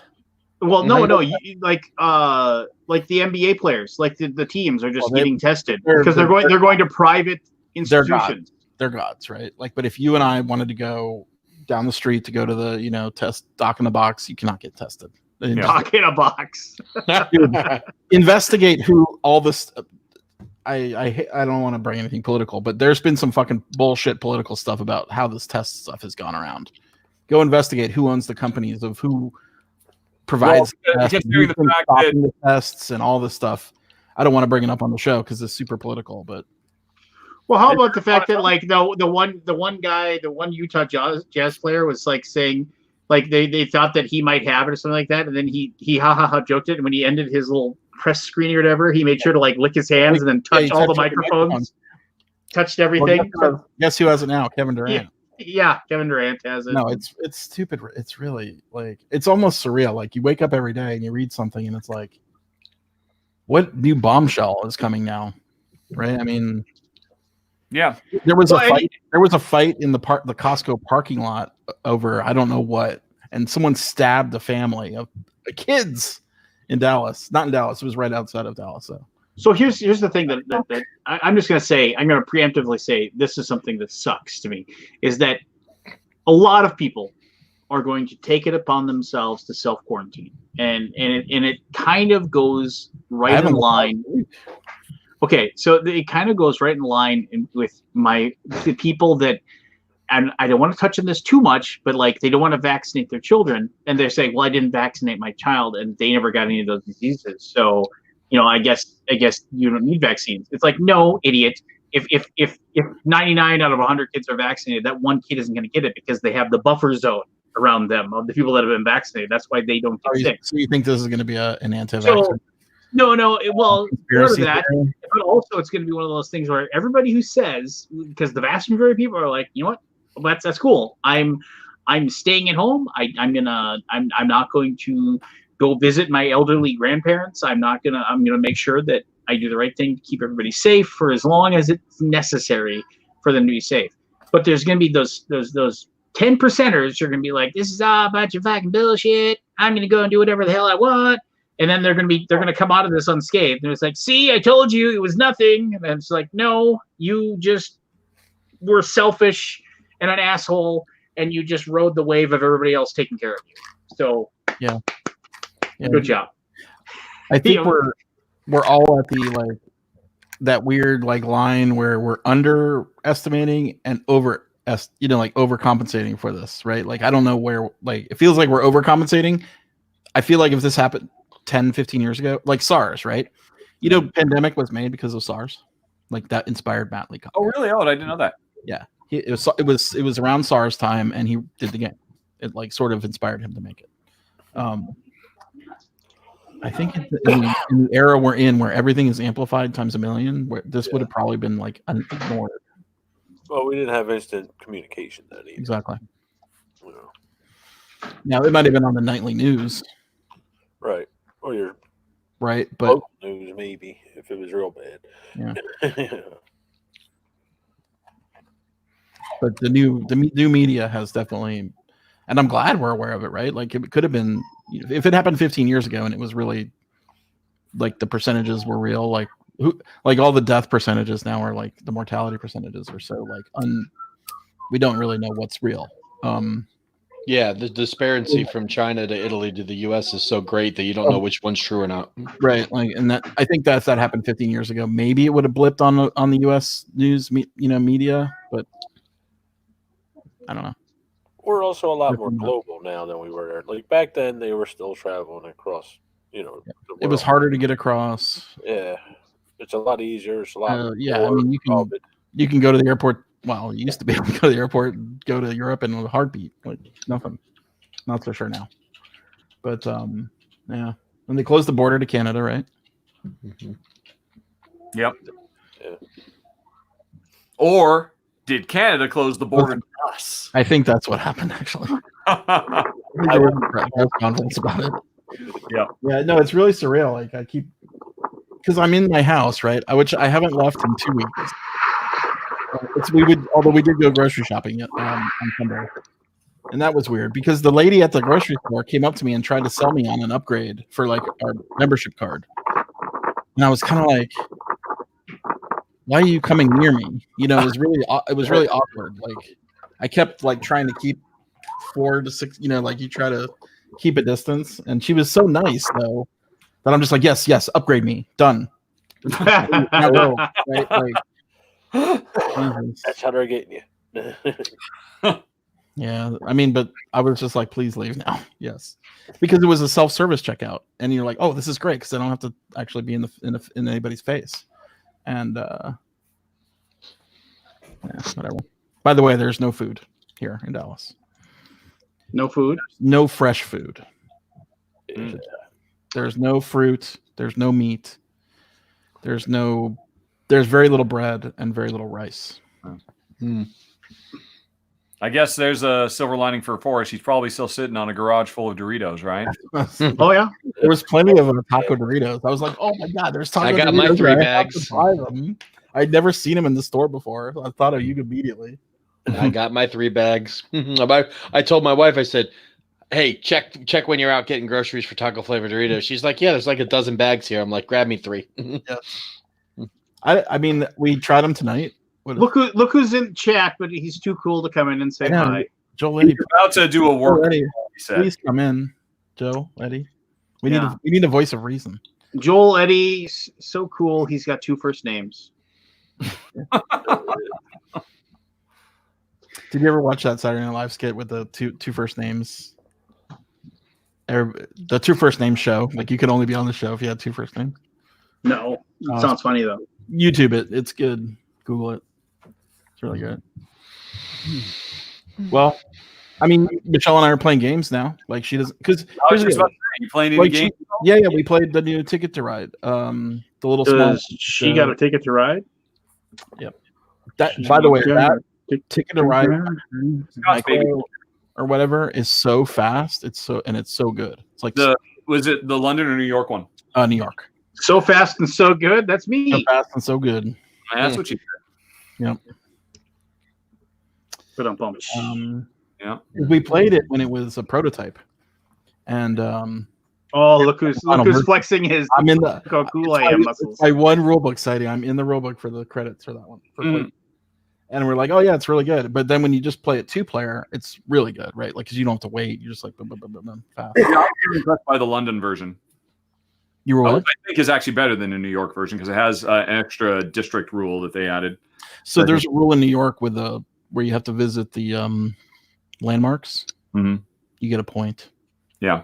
Something There's a like similar one about creating links within a given district, so you can basically like have an area majority for a given district as well. Oh, I see. I was very impressed by it too. I completely agree. It's nice. I mean, it's so fast. It's like Yeah, 15 I so long ago lost any interest in playing Ticket to Ride altogether, but that one definitely rekindled. I kept it actually, if I recall correctly. I think I did. Every time I play Ticket to Ride, I'm like, why don't I play this more? Because You it's know. not very good. Because you got other things to No. play. Believe me, yeah, but we got other things. But when we go back to the old standards, it's like, yeah, this is a great game.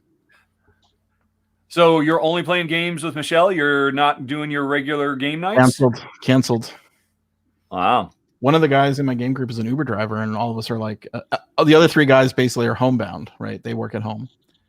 And the fourth guy is a Uber driver, and we're kind of like, do we really want to get together? I mean, I'm nothing against him, right? But it's just like, and here's the deal: he's still driving. He has to drive. Of course, yeah. And I'm sure he's lost 50% of his business.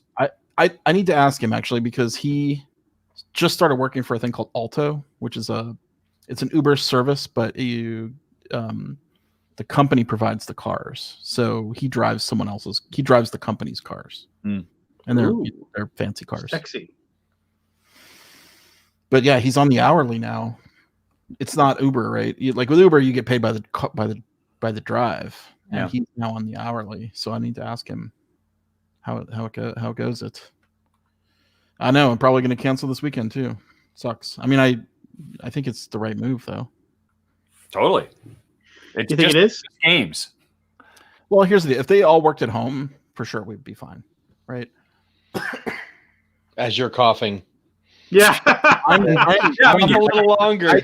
I canceled 2 weeks ago, and I told them, I canceled it, and I'm like, I think I got something that is contagious. This was before Corona was out, right? Or my Corona.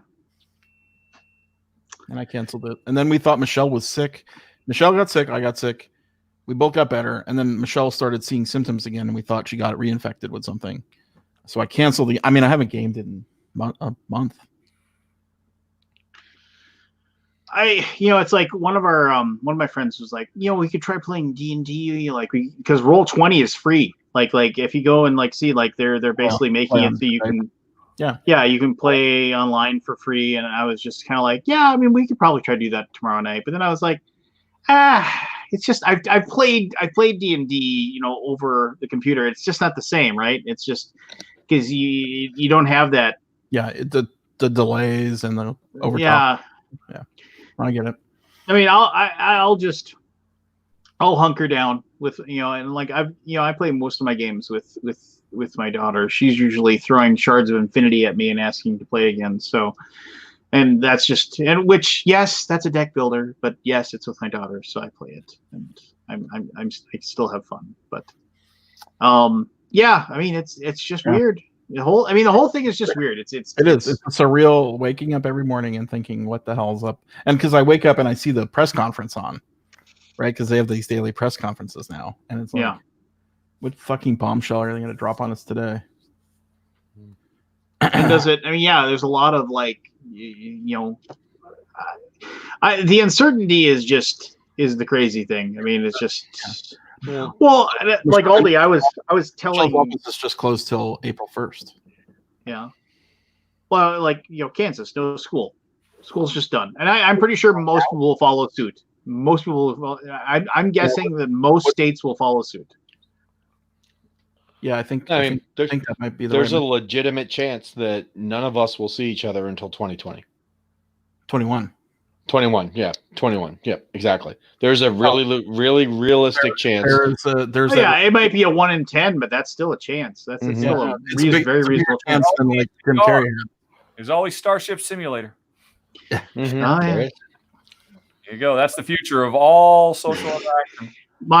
Do you guys remember Demolition Man? Demolition Man movie? Yeah. Oh yeah, I remember Taco Bell. Well, everything was Taco Bell. They didn't touch. They did the high five where they air high fived, and they did a little. The Red Letter Media guys do a very good. They're the ones that do the Mr. Plinkett reviews, like the Star Wars movies and stuff. But if you actually go and watch their videos for review, it's like RE:view.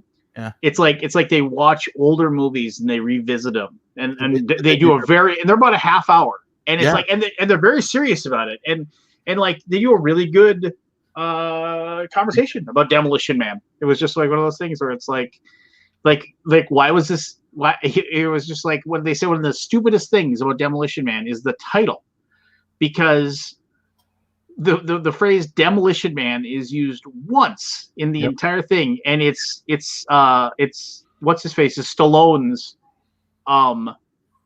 nickname. It's his nickname because don't you go all Demolition Man on me this time, and that's but it's never resolved. It's never like actually like made a thing at all. It's just Demolition Man was so prescient. They talk about how stupid these creators of this utopia that they implant what's his face the bad guy, I can't think of Wesley Snipes. They implant Wesley Snipes with the order that he can't shoot the CEO, but he doesn't do that for any of the other people. You shoot him. Yeah, shoot him. It was the most idiotic fail safe ever. Yeah. Right? Well, that'll make sure Wesley Snipes can't kill me. Should we implant with that and the other 20 guys we're taking out of carbon freeze? No, we're fine. No. So I came across a video the other night from TED Talks. It was Bill Gates talking about pandemics and stuff. Yep, and how to prepare for them. Yeah. The fucking videos from like 2009 or 2008 or something like that. I was like, okay, we didn't do anything since then? Well, because nobody cares. Well, no, we actively undid it. We undid it. Yeah. No, it's kind of. I know you don't want to talk about politics, and I guess we have top people working on this. We have top men. Yeah, top men. Top men. No, but it's weird because he pegs everything that's happening right now to a perfectly almost like this was predictable. It's almost like people did actually predict it, and we're taking steps to do things about it. But some people chose otherwise. And then, like you said, all the stuff about the tests. I mean, the fact that, America, we're going to develop our own tests. Yeah, World Health Organization, we know you got yours and they work and everybody else uses them. We don't make any money on that. We're going to keep doubling down on our own rather than using yours. Oh, okay. Well, now we'll try to poach Germany's. Or no, that's the vaccine. It's just the vaccine company. Oh my God. Could go on and on, but I don't want to do it. We're all gonna die. Well, that's not ever. Nobody gets out alive, Richard. That's true. You gotta die some. That's like the one saving grace of all the people that suck. Has anybody? They have to die too. I mean, this is super fucking morbid, but what's the death process like with this thing? You just die in your sleep? No, I mean it's just suffocate. Your organs fail, and you basically just failure. Yeah, I've known a couple people who died when flus just took a wrong turn, and it was just one of those things where, your body can't, you heat up from flu viruses and things you eventually can't fight it anymore, and your organs start to fail because they aren't getting enough oxygen, not getting enough nutrients, and you just kind of slip away. It isn't some beautiful end or anything like that. It's. Well, did you watch that movie Contagion? With Gwyneth Paltrow, where she's dead in the first 5. I mean, this is not a spoiler because it happens in the first 5 minutes, right? Is that a spoiler? You spoiler. Oh yeah. Yes. Yep. Yeah, I remember. Yeah, I mean, obviously it was a spoiler from. I mean, I don't know how old that movie is, but it's old. 2011. Okay, almost 10 years. Yeah. But that was a crazy movie because they hit you with killing a main character in the first 5 to 10 minutes. The psycho thing where you kill the person, subversion. Right, it's a bank robbery that happens in the first 5 minutes of the movie that doesn't matter anymore after that. And then they don't. That was the whole thing was in that one that she was I can't think of the actress's name or whatever, but it definitely was like she was a big name, and so like when she gets killed right away, you're like, what? Like, why'd they put her in this movie? Yeah. Yeah. Well, that was Gwyneth Paltrow in that movie. Well, it was kind of like Damon for 2 hours. did you ever? But I mean, I got bored with it after a while. How about Children of Men? That is a fantastic movie. And then what's her face gets killed, just like Kill her. Yeah. Kill. I mean, we're spoiler territory, right? Like, well, yeah, but I mean, even it's a 10-year movie. I mean, even like a 2-year-old movie, 3-year-old movie. It's like at this point, really, you haven't seen it. I mean, it just takes away the fun sometimes. It is shocking. I kind of like that in movies where they shock you and kill a major, A-list actor in the first 10 minutes. Yeah, I do like that. Well, or like when Samuel L. Jackson gets eaten by the shark in that Hell one. yeah! But that wasn't at the first 5 minutes. But I mean, it was one of those things too, where he was in the middle of his big speech. Now, first thing we're gonna do is we're gonna get off this thing. Motherfucking sharks. And Thomas Jane has that one like, hey, I wouldn't get too close to that pool. It's like a throwaway line. He said, I wouldn't get too close to that pool. Yeah. So you saw Rise of Skywalker on iTunes. You guys watch it yet? Well, I saw it in the theater, and I have shared Richard's his first review of it to be was the single line of I gave it a great big galactic shrug. And that's like so perfectly fit how I felt about that movie. I've stolen it from you repeatedly. Just like anyway, yeah. The 1917 movie is out too. I don't know if you guys have seen that. No, I'm excited to watch that. Yes, I quite enjoyed that. I wish I had seen it in the theater. Honestly, it really I think the scenes that it had, I missed. I should have went.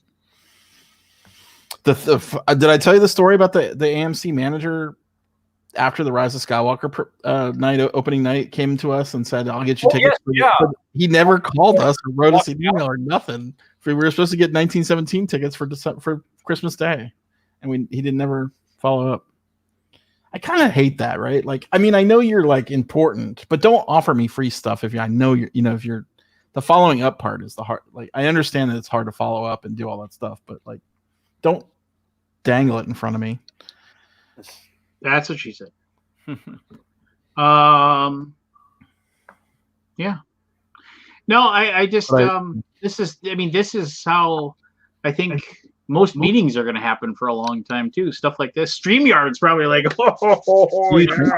Do you think it really will have a lasting impact on us? Is everybody at home? I mean, I know people are. No, because I mean, like when I left to go get the Chinese takeout tonight, I mean, there were still a lot of people driving around. Well, we were driving around out in Dallas last weekend, and it didn't look like any different to me. And this was still, I mean, I guess it's a little bit early. They didn't shut down the restaurants yet, but I think they're still going to see food industry, grocery industry, people that are essential staff that have to go to work, security for major corporations that need to have people there so there's no looting, that kind of stuff. There's going to be a percentage of the population that just simply cannot quarantine. And then there'll be those of us that work in industries where most of our job is done on a computer that can. And those are the people that'll be able to quarantine, and the rest will slow the spread down enough that it doesn't blow up the hospital system, and which is the whole goal anyway. Yeah. I feel bad because, there are a lot of people that can't stay quarantined for long. And in order to really make this effective, you have to. And I think that's why it's not going to go away so quickly, is because there'll be too many people that just cannot simply afford to just not go to work and not get paid. Yeah. No stimulus. That's the true change it. The true test is 2 weeks from now or a week from now. I am not drawing a parallel to this at all, but it's the only thing that like it's like you don't see people like on the streets. That's the big thing. I remember like back when 9/11 happened, it was like I remember somebody saying it's weird because Fargo we have a relatively large airport and it's a hub that goes into Canada, and so there's a lot of flights that fly in and out of Fargo.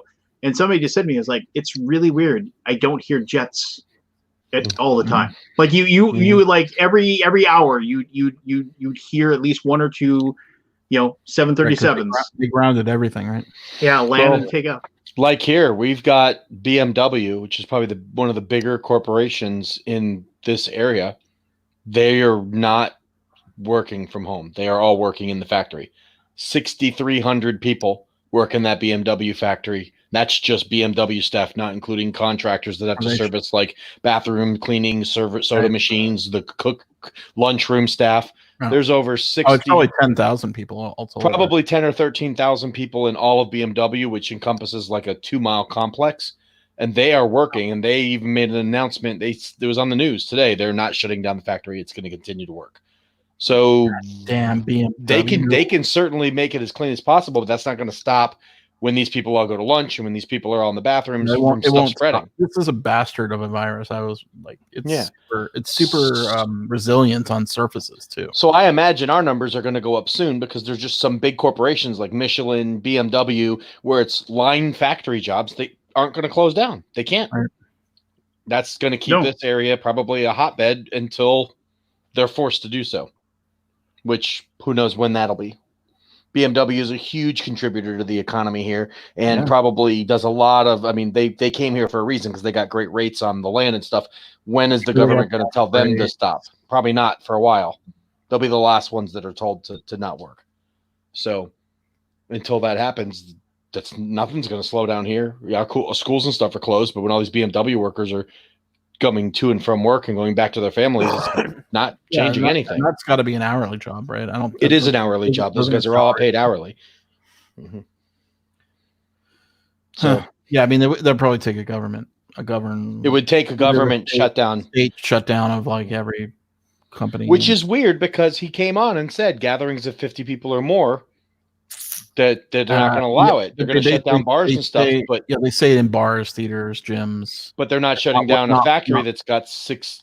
Right? Because that's the next level, right? Which is triggers off all the insurance stuff you're talking about, Richard. Yeah. And I'm sure this isn't the only case. I'm sure there's companies like BMW and other major manufacturers that have assembly line style jobs all over the country. Until they're forced to shut down, most of them can't afford to shut down, even for a day, let alone weeks. You guys read about the airline industry? Oh my god! Yeah, imagine if that fails. That's to. Well, how does it survive? we're all here pontificating, and we're like, the tendrils of this thing, the second and third derivatives of all of the issues have not even been considered yet. Right, we won't know it till it happens. What'll most likely happen if they're hit hard is that rates are going to go through the roof, and what would be a $300 or $400 flight is now going to be $1,000 flight. That could be another hit to the gaming industry.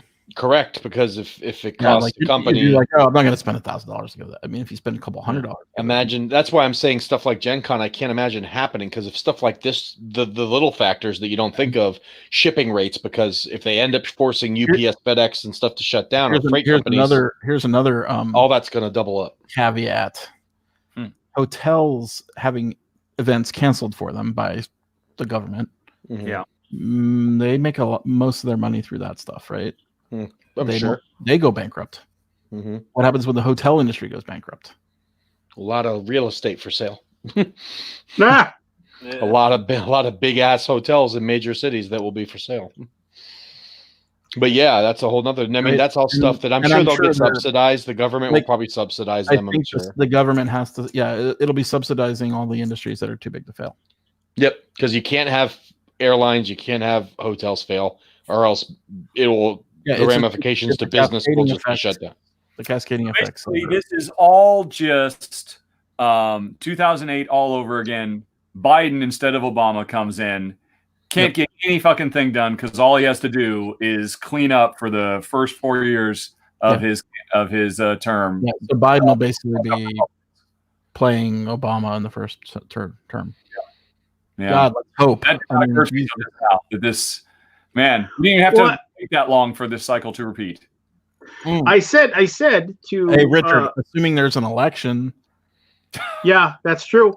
That's Always do it by you, mail. you National laugh, emergency. you laugh, but that's not that well, far out there. I'm laughing and crying on the inside. I mean, Jesus. Well, yeah, you have to. Yeah, I mean, but no, I said to my wife, I was like, maybe, just maybe, and I'm not really I'm pretty hands off politics on a lot of things, but I said maybe, just maybe, him handling this as shitty as he is, he finally will get voted out. But then my boss Shane said, he's like, really, the people that were going to vote for him were going to vote for him anyway. He's fucking bulletproof to like, because Lance. I don't know. Well, then again, I just think the absolute if I'm worst about to of- retire and I just saw my 15 years. Well, that's just it. He's got to hope the stock market bounces back. Has been fucked. I don't know if you've been paying attention. Yeah. Well, yeah, it is. It's been yo-yoing like crazy. One day it goes down a ton, then it comes back up a little bit, then it goes back down again. It's mostly down. Yeah, it's mostly down, but yeah, it's reset back to a long. Oh, I forget how many years, but a while. Which So if is you're a about shame to because retire and you basically lost the past 15 years of growth, and you're like, oh wow, thanks. Yeah, I don't know. I mean, I guess I probably knew something at some point, but I mean, this is just like, it's uncharted territory. It's Except everybody predicted it. Yeah. Well, I mean, it's nobody. I mean, nobody expects the Spanish Inquisition. No, nobody. I mean, I just, it's like, I was trying to read up more on the Spanish flu and just reading about just how, I mean, everybody's got these doomsday level of numbers that we're saying. I mean, I don't know where do we end up with how many lives are lost to this. I mean, it's weird. Old people, not young. Men, not women. I mean, it's just that if you're an old man, getting your, like, I talked to my dad. He snowbirds. My dad snowbirds in Arizona, and I called him today, just talked to him briefly, and he's like, "Yeah, I'm doing good. I'm in my hole in the ground with my toilet paper and whiskey. I'll be just fine." Yeah. I got my ice line going, right? Yeah. Yeah. So I mean, like, well, not in Arizona though. He's in Tucson. So his retirement community is like, they closed all of their gathering centers. I mean, basically they closed the pool. They it's like, basically the only things that they can do there is they can, like, go hiking. Because, like, there's woodworking shops and stuff like that there, but those are closed. You just can't go anywhere with other people. So it's like, so he said, yeah, so I can go golfing and I can hike. Those are my two things. And it's a good thing I like golfing. So he goes out and golfs every day, and then he comes back, and him and his wife go for a hike. And then orders takeout. And that's weird too. It's like, my wife said, it's like, are you gonna go get it, or are you gonna get it, or are you gonna have them deliver it? And I was like, I'm so dumb. I mean, I'm like, I don't want some weirdo holding on to my food and delivering it to me. I mean, like, if somebody hands the bag to me, I have this feeling like I can put it down, and then I can sanitize my hands, and I can take everything out. And I mean, by the way, sanitizer doesn't work. Have you watched the Alton Brown oh yeah, hand washing video? Mm-hmm. You watch that? Yeah. He got a lot of flack for that too, which was pretty crazy. Well, he made a second version, right, without the hands getting chopped off. Yeah. So, what do you think about the adoption of the $1,000 subsidy there, Richard? They took a Yang idea and basically are implementing it. The thing that bugs me most about it is Pelosi digging in, saying no, because I'm generally defending her. Because I tend towards pragmatism myself. That, oh my God, Jesus Christ! What's the reasons against it? The adult in the room for once, just fucking move. Why is she against it? Do you know? She hasn't said she's against it for the same reason Chuck Schumer is against it. They're all and Joe Biden is against it, or at least he hasn't come out for it, because Democrats have this critical failing that they feel that it is incumbent on them to be mature, sensible leaders and not jump off a cliff and be the yin to the right's insane yang. Or well, that's not good because I love yang. So they can't commit to it. I mean, their entire political identity is born of the fact that, well, no, big government knows best. We'll put in the means testing and it'll be perfect. Right. And it's just out of touch with human nature. Right. It's not bad. It's well intentioned, but it's not a good look for them right now.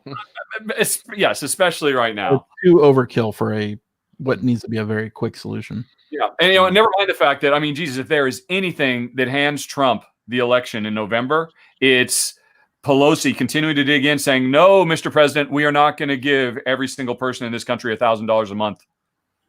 I know you want to do it, but we're not going to let you do it." Yeah, you're just handing him voters at that point. People saying, "Wow, he cares about us," and Wow, they don't. He killed my $1,000. Say this out loud. God, don't make me vote for him, Nancy. Jesus Christ, don't make me do that. I mean, I'm all ready to vote for that Republican who's running to unseat Mitch in wherever the fuck he's from. Because he's, I mean, that's the thing. That was what was so great about it. It was truly bipartisan. Republicans fucking love UBI. They love giving money to people. They don't love means testing. Oh, it's just, sorry. I just had a flashback to a couple months ago. And anyway, sorry. Anyway, what were we saying? Yeah. I guess that is it's kind of ironic. I mean, trying to look at the positive side of all this, besides the fact that the canals of Venice are clean for the first time in human history. Yeah, I guess that's not. You've seen the little fishies swimming around there. You never knew there were fish there. Who knew? Did it reverse the sinking? Yeah, no. The fish will eventually. I do think. I mean, somebody actually mentioned it earlier in the chat. I don't remember who, but I did. I took some solace in that. Maybe this can be something that pulls us together the way 9/11 did. But there's no enemy to fight. Right? That's I think that was when Bush did that thing, they're gonna answer to us. It's like this virus is gonna answer. Like the virus can't think. It the Kung flu. So there's that. Say it again. That Trump does like calling it the Kung flu. Oh God! Just so that more. He's trying to put a face. That's actually probably why he's doing it. Yeah. He's putting in a face on it, and basically someone to hate. Yeah. Erase the hate. Well, better hate the faceless, godless Chinese folks than him. When in fact everything that's happened, I mean, the reason is not because of him, because of his administration. I love when he's called out and I said, "Well, I don't know. I just work here. There's all kinds of people who make these decisions." Fuck you. I love that. He's so. It's just so blatant. You could never. It's exactly. No, it's kind of ridiculous. He gets away with it. Well. Yeah. Well, you got to impress his cult of personality. I mean, at the wheel. Macho Camacho was actually a cool guy, and he actually could recognize when he had shortcomings, and he would step aside so that the guy from well, idiocracy. Yep. So I mean, I thought that was interesting. I hadn't occurred to me before that maybe, probably not, but maybe I will try to take that. And I mean, you were talking earlier about how a lot of people. I mean, this, if nothing else, this little experiment we're all going through is kind of priming people to understand that, what, there could be a world where I am not required to work, where I could actually find something else for meaning in life besides going and sitting for 8 hours a day at a 7-Eleven selling Slurpees. That, maybe. Whoa. You're trying to take away my Slurpees now? Disparage our Slurpee industry. They do good work. They're doing God's work. But, I mean, this is the ultimate evolution of what we need anyway. I mean, we have to go there. If this can in any way, shape, or form accelerate that necessary process, because it's not like Amazon isn't already trying to license all of their automated grocery store tech to Walmart and Safeway. So, in 20 years, everything's going to be automated anyway. And Did you see Amazon wanted to hire 100,000 workers? no, I didn't. Yeah. So 100,000. they can work in their godless heathen of a location. I mean, I didn't really look to see what the worker being hired was going to do. I just Gee, saw that you headline. have piqued my curiosity. My curiosity Yeah. has been piqued. It's probably warehouse workers, right? Packers and delivery. Delivery is really the Oh yeah. No, it's you can't all. automate all delivery yet. It is to not hire yet. warehouse and delivery workers amid the shutdowns. Right. So this is temporary, and it's even more temporary because sooner or later we will get all our stuff by drones, and not even later. Sooner we will get all of our Amazon boxes. Can I get a 32 pack of toilet paper by drone?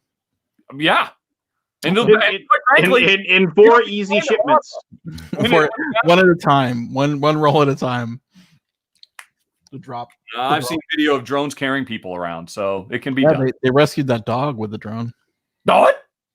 Now Yeah. that's enough of the story. I There want was a dog trapped in like a sewer or something or other, and a drone came and picked it out. How did the drone convince the dog to put the harness on? No, he's like, I think it went down. I don't know, or maybe it was. All right. It might have been. It might have actually been a human. Drone saves dog. Try to say it's human. Did you All see right. that the guy that the Daredevil guy got killed by his own steam rocket? Yes. That was it.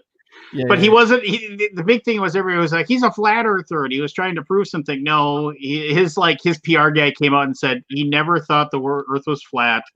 We just said he was a flat earther to get people to like go to his website and click on the links and stuff like that. It was all like a marketing ploy.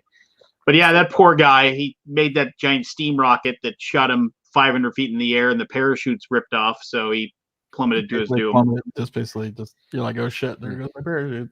Yeah, he was. I wonder if he had knowledge of that, or if he. I'm sure you know at some point. Yeah, you just hope they don't. You know, I guess I mean, There's a good 2-3 seconds of free fall there. I think probably at that height. You know, I remember when they wanted to find out whether or not the people in the cockpit of the Challenger knew if they were conscious, and it's like, why does it matter? You know, just like so we can find out that their deaths are. Oh, sorry, spoilers. There was a Challenger incident. You know, but I mean, it just some morbid like thing of like we have to like not only do we have to think about the fact because that thing was pretty far up, so the fall took a little while.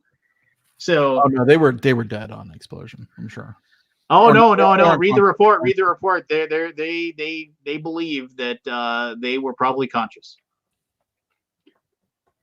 I mean, you're under all those G forces. You're already almost passing out anyway. You probably go and read it. There's people that believe that they've shown, science that there's a possibility they were conscious and knew what was going on. Did you find it, Richard? No, I did not. I'll dig it up. I'm reading about the rise in corona-based Asian American violence. Yeah, I shouldn't be. But somebody in the chat said, it's fine if you call it the Wuhan virus, even if that does create an atmosphere where more innocent Asian Americans will be attacked. Whoever said that, I'm sorry, I disagree with you. There is no reason to refer to it in any way, shape, or form that will directly lead to people being hurt. Because all this is scaremongering tactics that the Trump administration is using to deflect. Hey, what's wrong with just calling it COVID-19? I mean, because he's putting a face on it. He's doing what Richard said. He's doing what Richard said. He's putting a face on it, so it can be a unified 9/11 response, right? Like with 9/11, we know we were attacked by terrorists, right? So we know who the enemy was. I don't know that I'd give him enough credit to say he's doing it specifically to. He's doing it for any other reason other than to hide his own incompetency by making somebody else the bad guy. Right. Well, that's his brilliancy. He's got some really fucking insidious people working under him, right? That one dude, the Stephen Miller. Real fucking work. Tell me what you really think of him. I'm not a fan. Yeah. Well, I was just going by Aldi's that real piece of fucking work. That guy is just like biles. I wish I didn't have interest in this because I could just live in oblivion, right, and not know anything about this stuff. Yeah, you think playing more games with Michelle? Believe me, Richard. I wish I that was I mean, I should honestly. Mhm. You just should have had kids, because as soon as you have Yeah, kids, you don't have time to think. There's no time to read like 50 New That's York a good Times point. op-eds a day, and what subscribe. I'm subscribed to Washington Post, New York Times. Oh my God.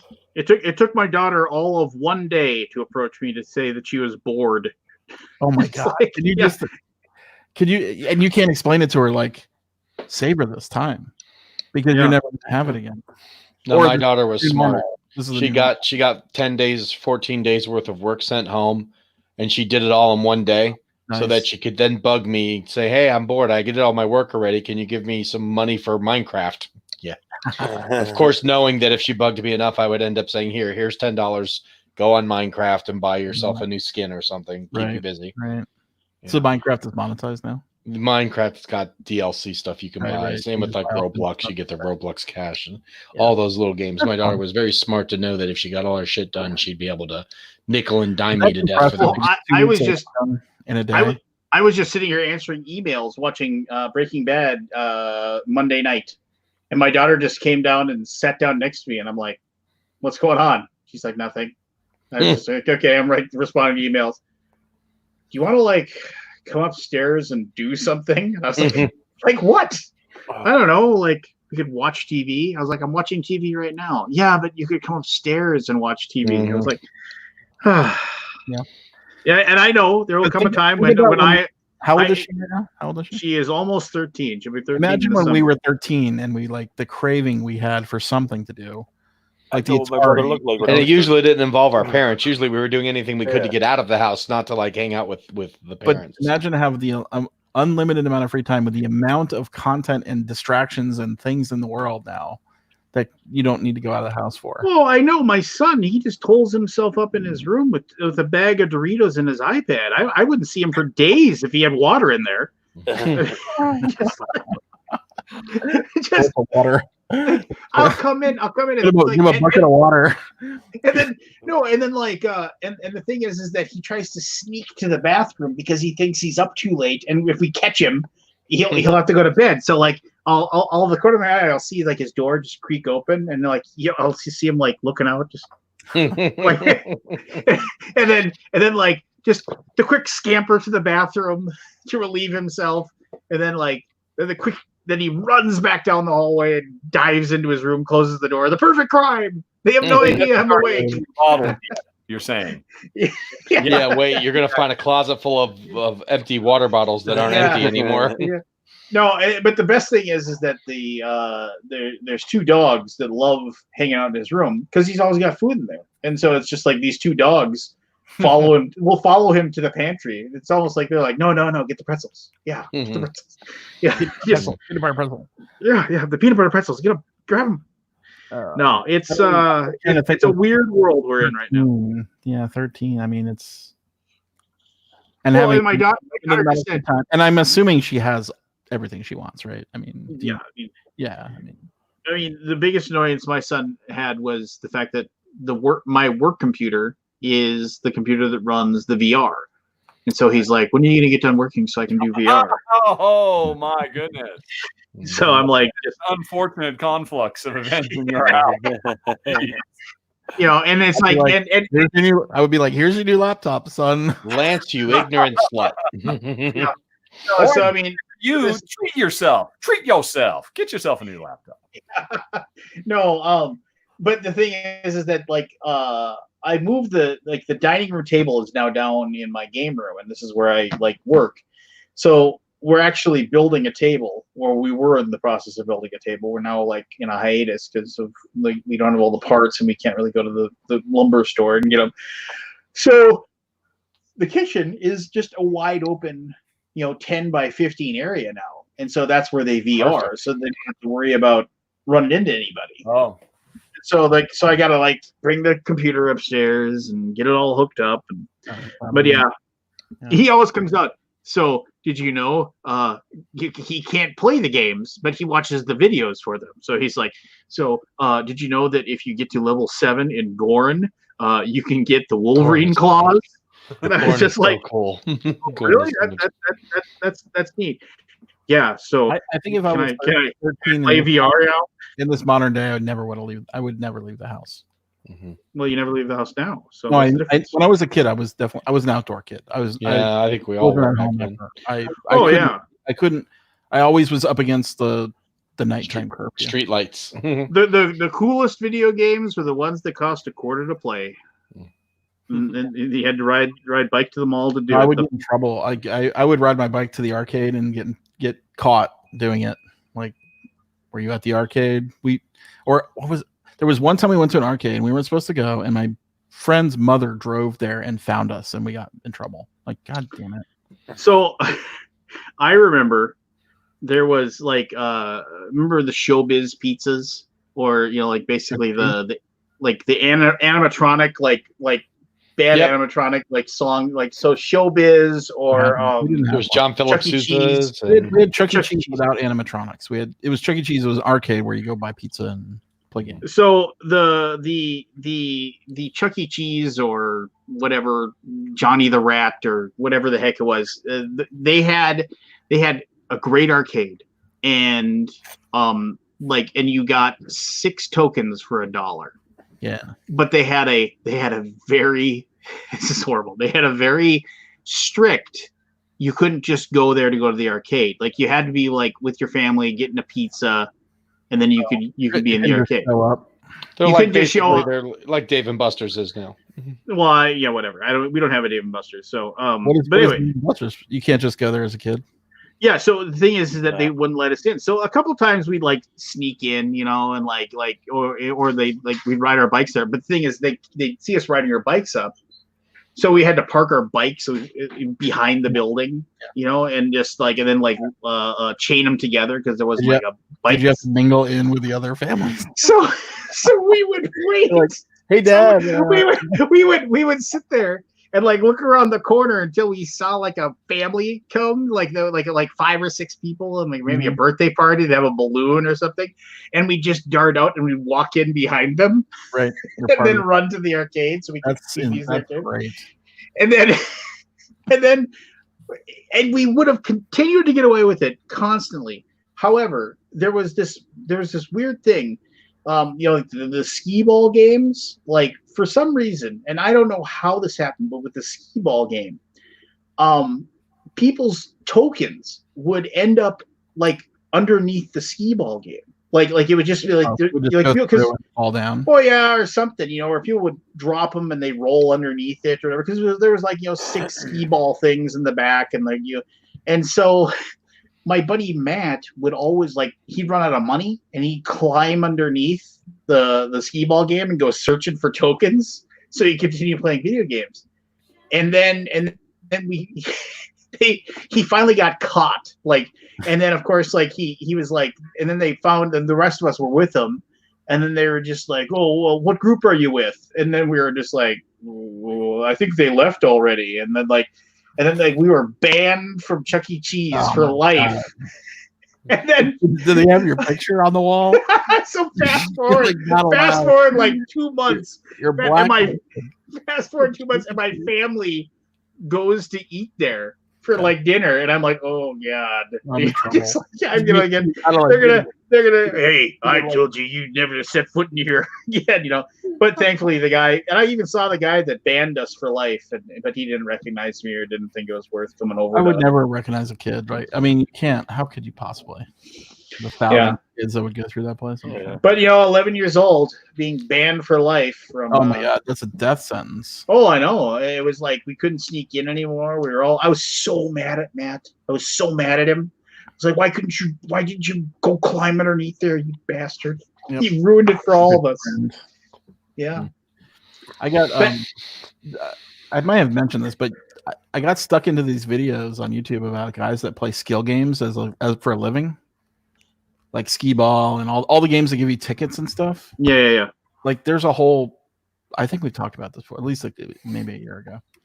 They basically get the tickets and they get the most expensive item and then they sell that on eBay, and that's how they live. They basically grind it out, right? Well, So most of it's the so interesting to me.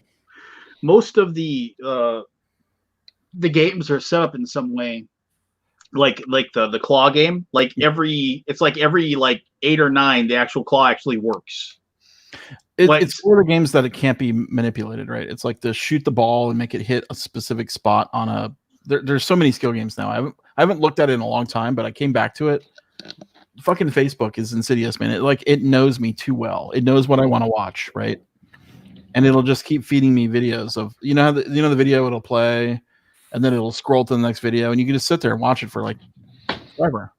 So it got me into this skill games thing, and these guys, they're like really good at it, and they get the tickets, and then they get the iPad, and then they go sell the iPad on eBay, and that's how they make a living. Yeah, I can't imagine that's like a really good model for that. I don't know. They basically know where the weaknesses are in all the systems, right? Yeah, but I mean, how much can you... bonuses? There's bonuses that as the more people play games and they don't win, the bonuses go higher. It's interesting. Well, I'm not saying it's impossible for them to to win. I'm just saying it ain't a great job, but I mean, it's out there. I guess, yeah, it's out there. If you win like a $500, iPad, and you sell it, and you spent $50 to get it, maybe. Yeah, it's not what I would want to do with my time. Like, no, that grind would be. They have double ticket night, where every ticket is worth 2 tickets, and they do that stuff. I do remember one time I was at Showbiz, like later on as an adult. I was at Showbiz. I was in my 20s for some reason. We went there. Maybe we had a coupon for a free pizza or something. I wanted to play Dragon's Lair. Well, Dragon's Lair was long gone by then. But I remember I went there, and there was some girl that was there who and she had brought basically a paper bag full of tickets. Like, obviously she'd been collecting these tickets for a long time to get like the Ultimo prize kind of thing. Mm-hmm. And so that was like, they had to have the machine that you feed it into this machine that slices the ticket in 2 but counts them. It's like, so they were sitting there, and it was one of those things where she had 15,000 tickets or some ridiculous amount. And so it was like the process of them actually doing it was like taking forever. And there were like all these other, and like the line of people waiting to cash in their tickets was just getting longer and longer. Because of course they only have one machine. Yeah. And they never put 2 and 2 together to think, oh, well, there's going to be a time when somebody's going to bring in like everything, and I don't even know what the 15,000 ticket thing was. It was something ridiculous. PlayStation or something. Yeah, something like that. It was probably, and I remember I was watching it, and then the machine broke that was like eating the tickets. Like, it just stopped running because it had been running for so long or something. It just wouldn't take the tickets anymore. It was all gummed up or destroyed. And I was just like, and then they were basically like, and I remember they were sitting there, well, yeah, and the girl's like, I have enough tickets. I counted them myself. I want that thing, like that Xbox or whatever it was. And they were just like, no, you'll have to come back some other time. And like everybody else behind her is like, they were like, well, here, look, I only have 57 tickets. You can count them one by one. My kid wants these 2 sweethearts, these 2 pieces of Snickers candy. And candy. And they were like, no, we can only take them with the machine. Sorry. Yeah, they've mostly gone digital now. Mm-hmm. Yeah, they record it on your card or whatever. Yeah. No, my family and I, we went to a resort hotel, and it's like a Wolf Creek Lodge type of thing. And I've always wanted. I want to go there, but I don't have any real reason because I don't have kids. You don't want to go there. No, I don't want. Okay, I don't want to go there. Okay, the wand game, the Harry Potter wand game is not good for adults. Oh, for ours, it's the Magic Quest game, and it was fun. You have a little wand, and you like point it at certain things, and you get to. I mean, it's not engaging enough for adults, I think. No, I had fun because all the kids would like just run off. My 2 kids would run off trying to find the thing, and I'd be like, yeah, it's right around this corner. And I was like, I found, and they're like, yeah, look, I got all the ingredients. They're like, where is it? I can't remember where it was. I was just like, I have no idea. My wife was just glaring at me. She's like, just tell them where it is. On their own? I don't know. Well, it's just because they're kids, right? So they're racing against each other. They want to be the first person to get it. So like they're going for the obvious things, but if they just go around another corner, they'd find like there's another magic chest back there that you can point the wand at. The chest opens up, and you found like the ingredient to the potion or whatever it is that you need. Okay. So it seems a little. It was cool, and then we got to the point where you actually have to fight. So you actually have to have more than one person, and you fight a dragon or stuff. And then depending upon which wand you picked, it like had special powers. It'd be weird to be the adults. It'd be weird to be the adult there with your kids, right? No, there was tons of adults doing it with their kids. It was just fun. The one adult with no kids. Well, then I'd call the cops if there's some creep. If you were in there being a creepo walking around. Yeah, I just want to see what it does, right? Want to see my wand? And on that note, good night, everybody. ACP, have a Tom Brady in your dreams. Oh, my dreams will be filled with Tom Brady. Were you literally falling asleep a few minutes ago, Pete? No, I wasn't. I'm getting tired, but I was not falling asleep. I mean, you just enjoy him not being able to throw more than 20 yards downfield. So it'll be 19 yards further than Kirk Cousins. So did you see the last pass of last season? It's going to be interesting. I don't want to get into sports ball. This is not the right crowd, but it's been the only really everyone looks for something to focus on when you're having stuff like this go on. Being able to focus on that. We were getting Tom Brady. I mean, I would take Tom Brady. Being able to focus on that. Every time you're out, they pull you back in with the sports. Hey, see, there you go, Maui Chris, 43-year-old noodle arm in Tampa. Mm-hmm. Get out what you can. Remember, it's not the years, it's the mileage, and he's got both. That's what she said. Almost won a Super Bowl when he came back. He almost won a Super Bowl when he came back. All right. Be safe, everyone. Be nice to each other. Don't be a dick. I'll see you guys next week. See you, Pete. Yeah. No, I see. It's weird. I was thinking about this will actually promote more people playing board games because you're staying at home, but only if you have a family. Notice an uptick. Yeah, only if you have a family, though, right? I mean, if you're Well, let's be realistic. How long do you think your kids are going to hang with you before that's enough of that? My kids love me, and they worship the ground I walk on. You think single people are self. They've never been isolated like this before. Oh, look who it is! What's going on, man? It's Frenchie, the Frencher. Do you really think single people are basically isolating themselves? I don't know. There's no way. So hey, let's give the floor for a moment to our friend from Estonia here. But no, just Good evening. Barry, tell us what it's like living in France with the zombie virus going around. He lives in the UK. You don't hear a lot about France. Yeah, so just fill us in. Fill you in France. Okay. France is on lockdown. You're not allowed out unless you have a hall pass. Is it like a big wooden one with the shop teacher's name on it? Because back in junior high, all the hall passes were normal except for the wood shop teachers. They too made these intricate carved so it was cool if you had the hall pass. It was like a cutting board. Oh no! They were literally because the two guys who ran wood shop were really good woodworkers, so they put some time and effort into making these intricate hall passes, and they were awesome. I gotta go to the bathroom. I'm in wood shop. Yeah. But anyway, go ahead. Yeah. So anyway, no. Are you still sick from Ken? I've still got a bit of snot in my throat from Ken. Yeah. But yeah. You think you had corona before you went to Cannes? No, it was bronchitis. Bronchitis. So yeah. But yeah, it's a summary of your country's response to the outbreak. I want to hear it. Sorry, Richard, I missed you. Everything you had to say. It's on lockdown. You need a hall pass. That's it. Practically, yeah. So supermarkets are open, pharmacies are open. Can you get toilet paper? Yeah, toilet papers. I went shopping last Friday and everything was there practically. There was a few holes in pasta and of course there's hand sanitizer, but toilet paper. It's all going to. I'm sorry. Please continue. Yeah, it's no problems, Richard. Yeah. but I'm not someone that goes out a lot anyway, so this doesn't really affect me. I'm a hermit anyway, so I don't really feel it. I'm in this room all the time, practically every day.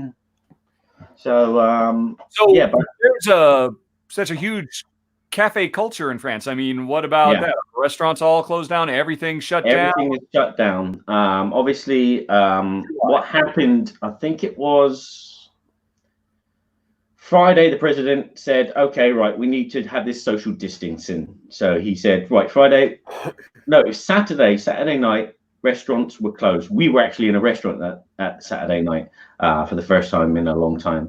And he closed down all restaurants and everything. He said, right, social distancing, please stay at home. Although you can vote on Sunday because they're doing the national voting for mayors of each city, town, village.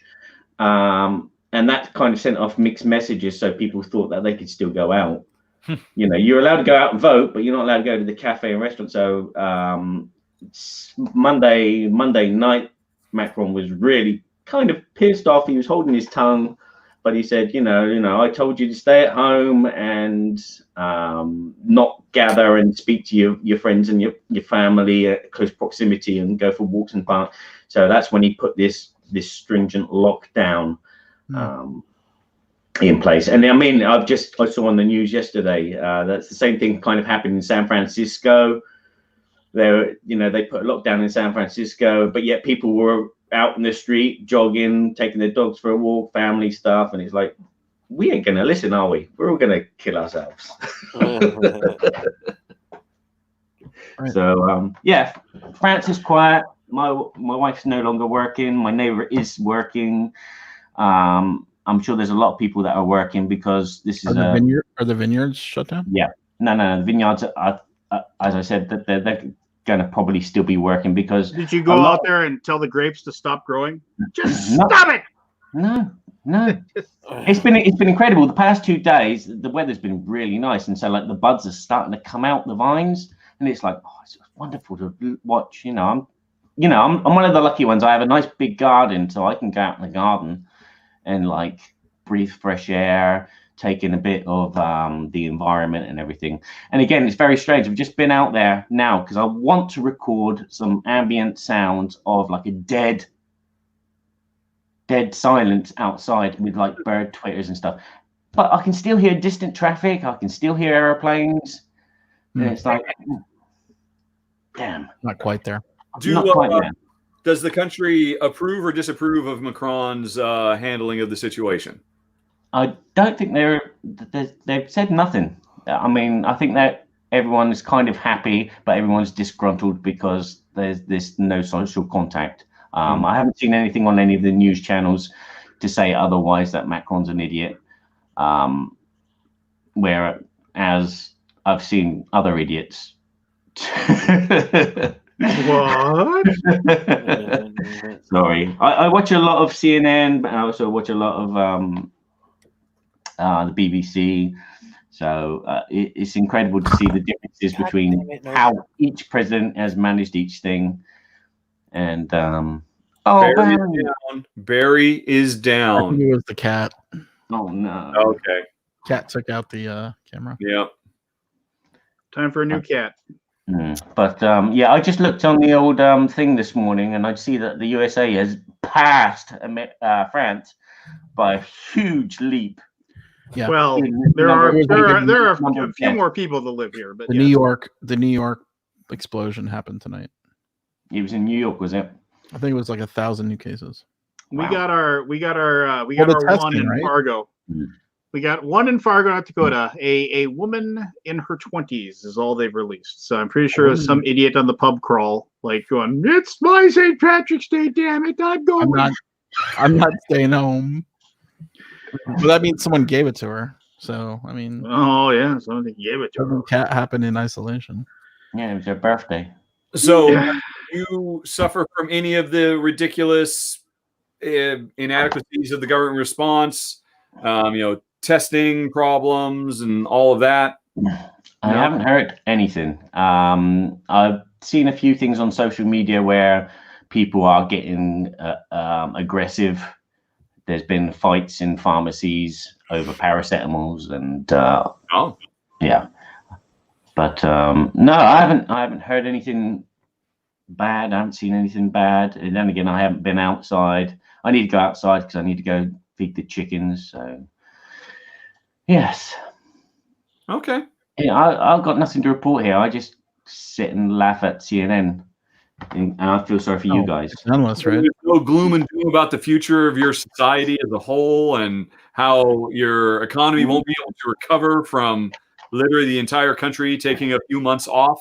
You know, Richard, Anyway, Or laid back European, we're probably going to take Richard. that time off anyway. Richard, I've always dreamed of the apocalypse. You know, I'm a big fan of I'm a big fan of War of the Worlds up there. Yeah, Yep. right. I've been, you know, He's waiting.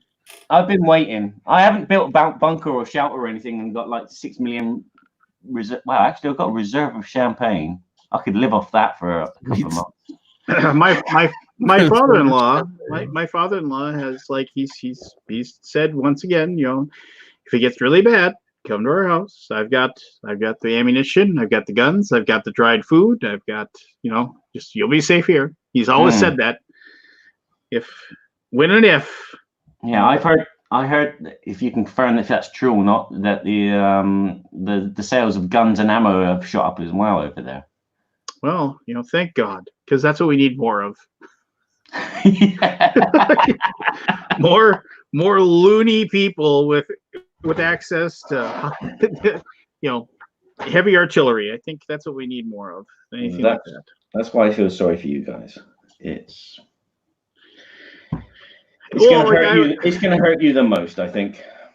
Like it's, yeah, I mean, like our belief of being, you know, nobody's gonna tell me what I can and can't do. You know, like that's a very proudful American thing.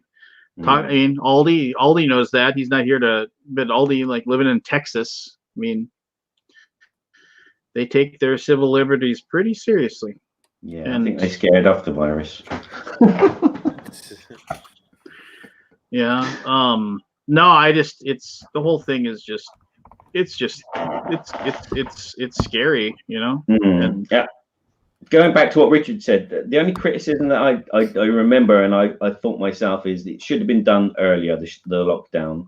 I found it could have been done last week, and I was expecting, because he did about 2 speeches last week, and I was expecting the first one to be, right, we're on lockdown because Italy's on lockdown, and we're right next to them. Even though like the numbers from Spain that were coming out were going way past us, I said, well, you know, we're going to be on lockdown, but no. And then Saturday, when he closed restaurants, I thought it was going to be locked down, and it was no. And then it wasn't until Monday, when people pissed him off, that we went on lockdown. So there will probably be some criticism about that. But apart from that, I don't think, you know, I think Macron's done what he could do. And again, Boris Johnson in the UK has only just shut down the schools in England. So they're a bit delayed as well. You know, I was talking to my friends over there, and they were saying that, you know, certain things have come to a standstill, but schools are still open. And I'm like, what? See, you know, I'm crazy. It's like I always think of like countries like North Korea. Like, how bad is it there? We'll never know, you know, because they'll never. We'll never really know about China. Yeah.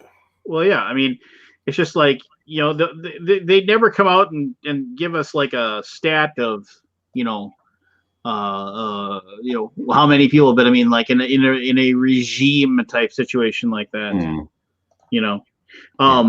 If you read the actual book World War Z, they talk a little bit about North Korea, and they mention it's just like how like the entire country went dark, and like nobody got in, nobody got out. They talked about like they heard rumors of basically people living in tunnels that carved tunnels into the mountains, and people had just gone underground to avoid the zombies.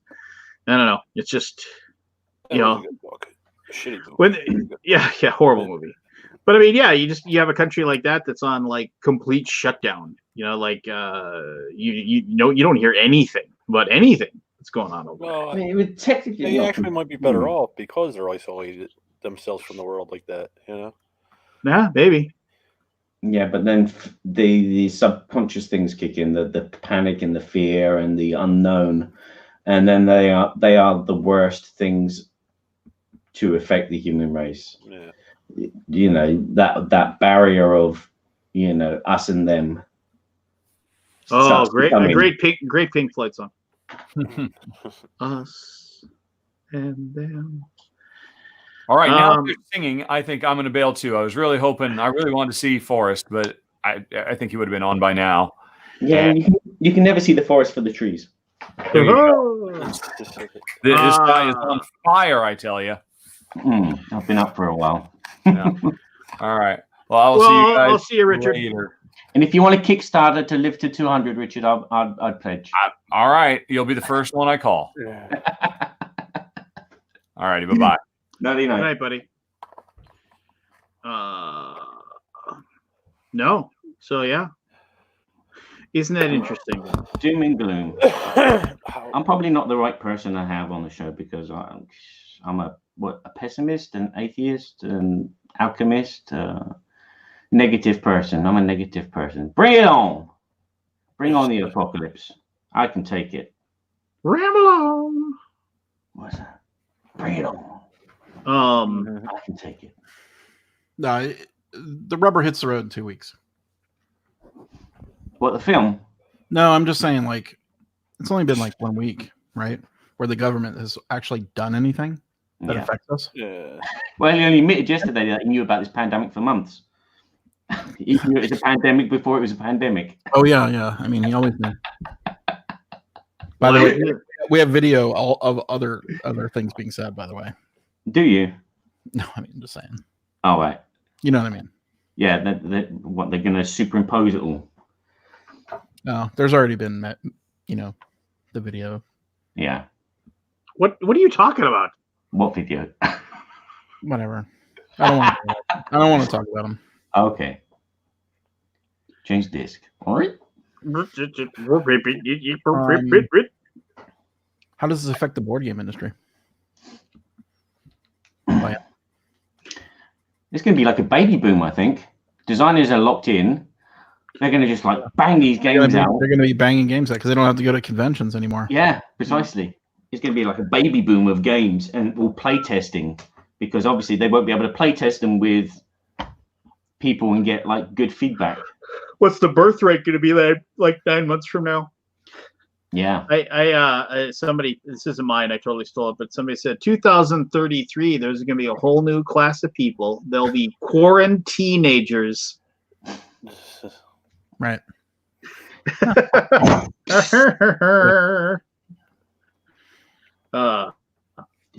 But yeah. I don't know. I mean, as you said, it's uncharted territory, man. We're in uncharted. I mean, unless you were alive in the 20s.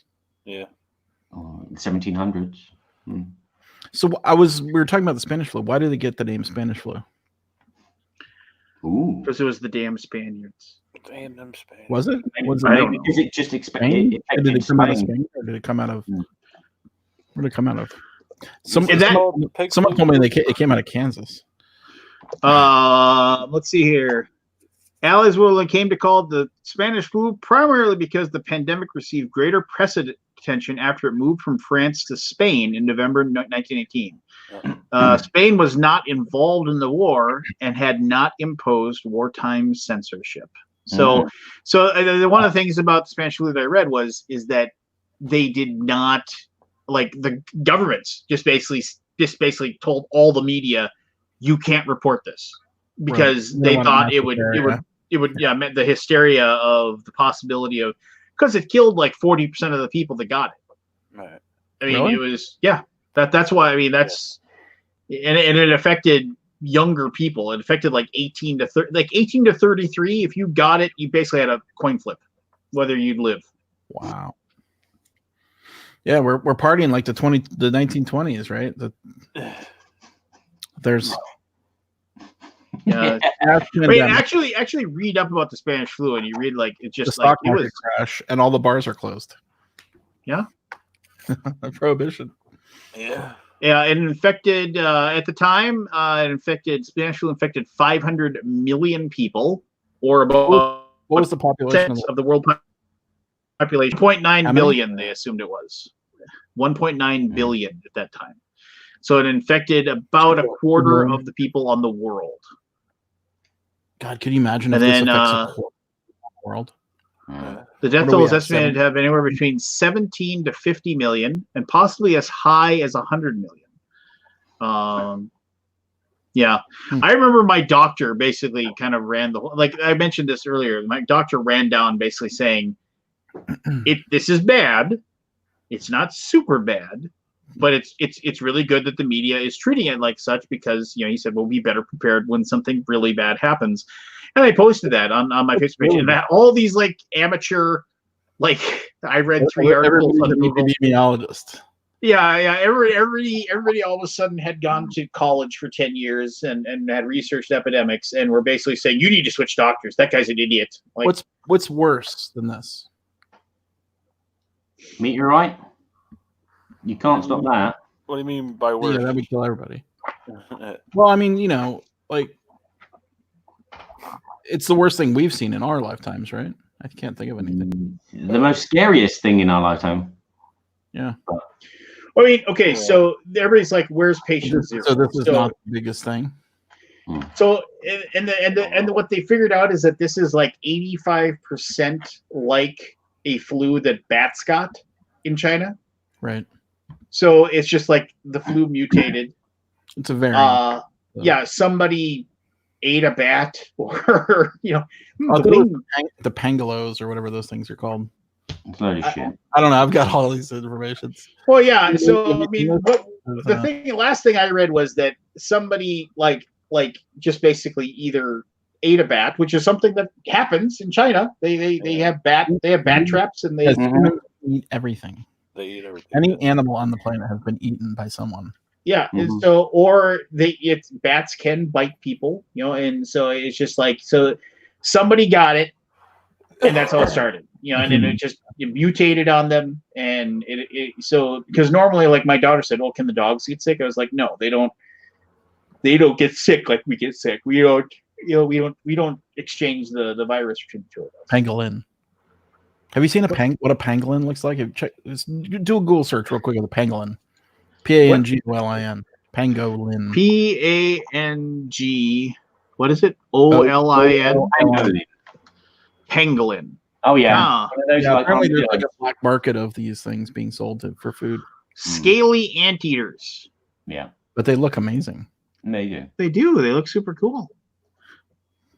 Of course, we want to eat them. 99% match between a coronavirus found in pangolins. That's virus. Okay, there you go. Well,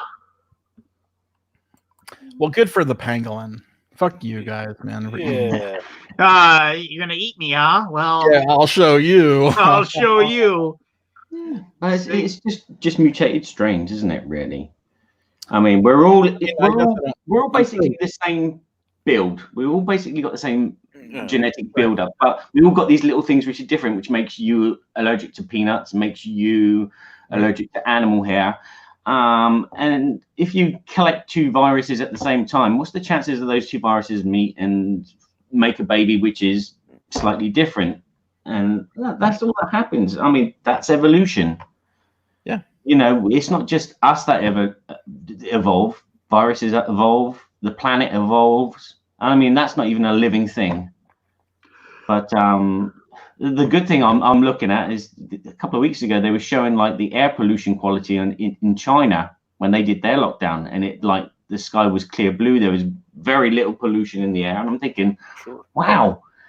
If anything that comes out of this, it'd be great if all the world governments said, you know what, let's have a national Corona week. Nobody goes to work. Everything shuts down. Let's give this planet a chance to clean up all the crap.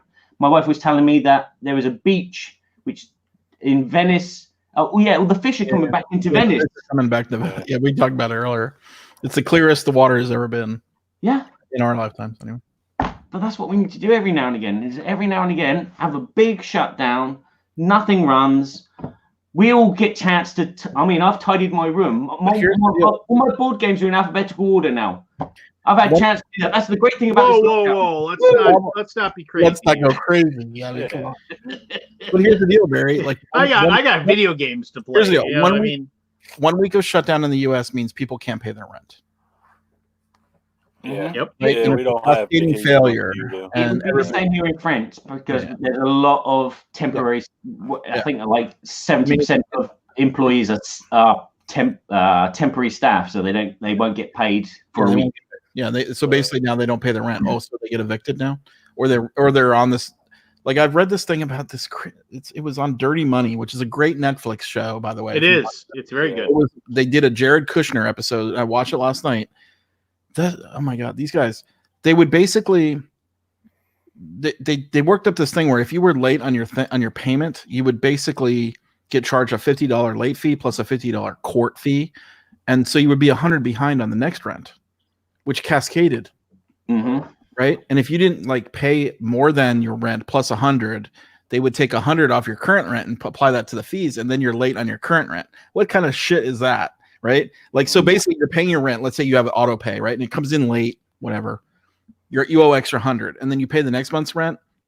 They take the 100 off your current rent to pay the fee for the previous month. And then you get assessed another fee, which is actually even higher because you have two months late. You pay extra.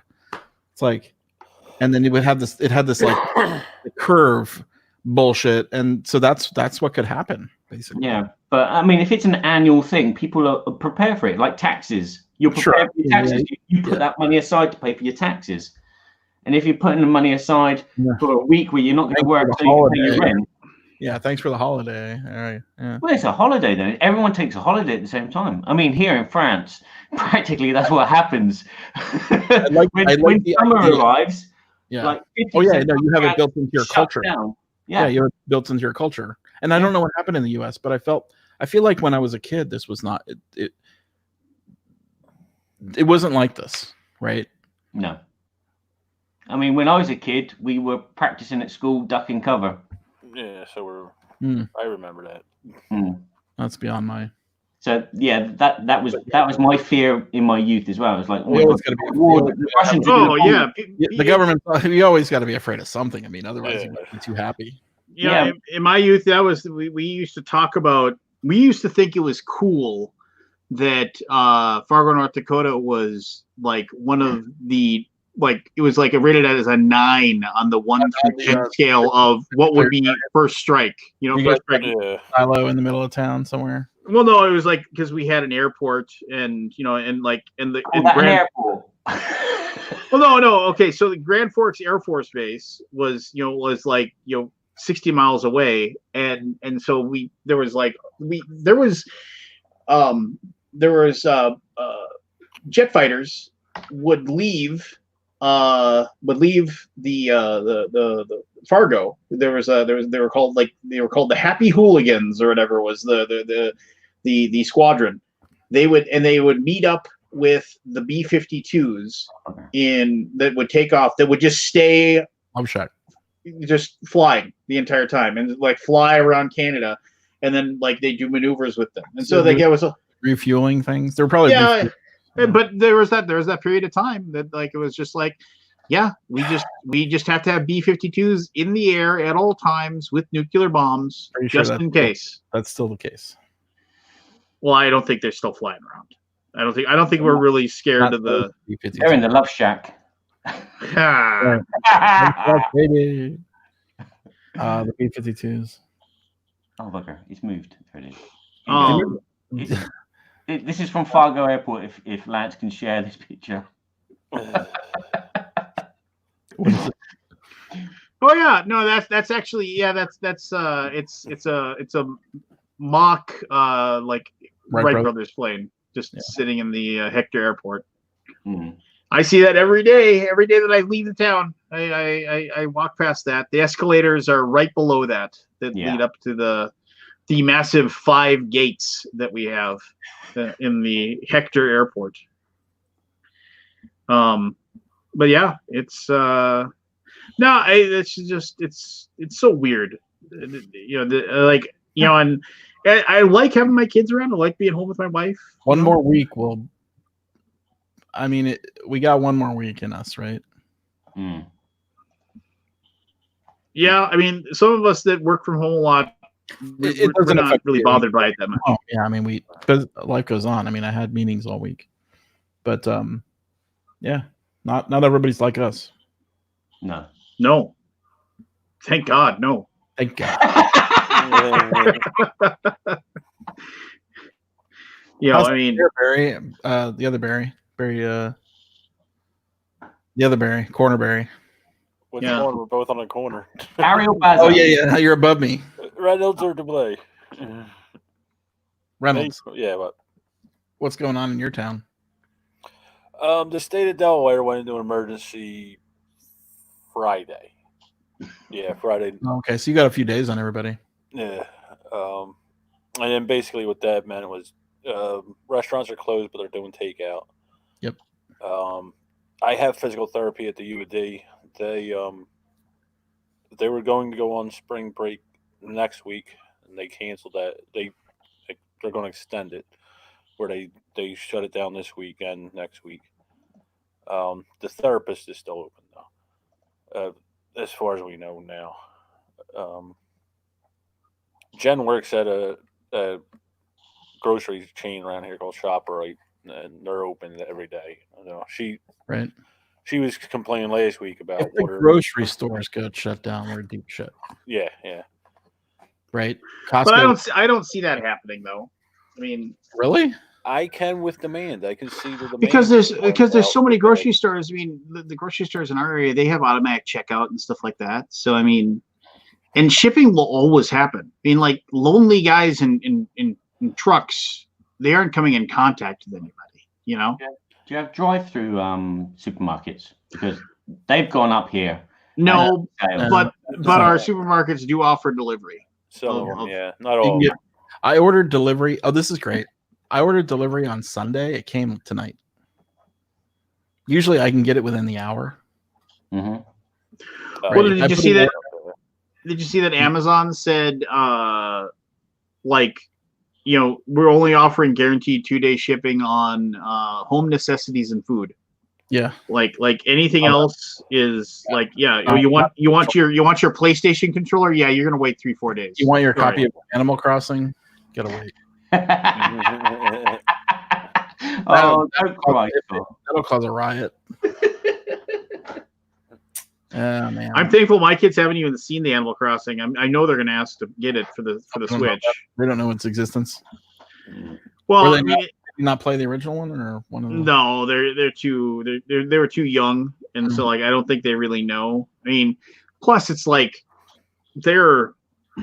my son. There's an ongoing rule that if my son wants to get a game on his iPad, he has to delete a game What? off of his iPad first. Well, it's just because it's like we're trying to teach him that it's like look, you need to get rid of something. You can't just hold And because he can't call the kettle black. well, A board game. The fuck, you got rid of 600 lands and you still have what, 1,000? oh, there's something wrong with Barry's mic. No, but that's good. I agree with you. I don't know what I would do with kids, man. I'd be the worst. My daughter's got so many games on her phone now, and it's like I don't want her to have a phone. She's got a Game Boy. She's now got authorization to play Skyrim, which she keeps asking me every hour. Dad, I've been good. I've done the dishes. Can I play Skyrim now? I'm like, Well, to be How fair, old is she? Might as well let her. That's 13. the way I would look at it. Yeah. To be fair, board games are more social than the app phones or the iPhones or the virtual reality or whatever. Yeah. Yeah. It's in a weird time, especially with kids. Are kids aware of this stuff? I guess they get the time. Oh, I'm sure they are. Yeah. I'm sure not younger Really? kids, but Do they know really what's going on? I'm sure they can't comprehend it. But I guess if I you're Adults can't really. really I don't think they know they feel the severity of it. You know, I don't see my daughter washing her hands a lot. they don't know what could happen. Yeah, and that's the really scary thing is that like we're all.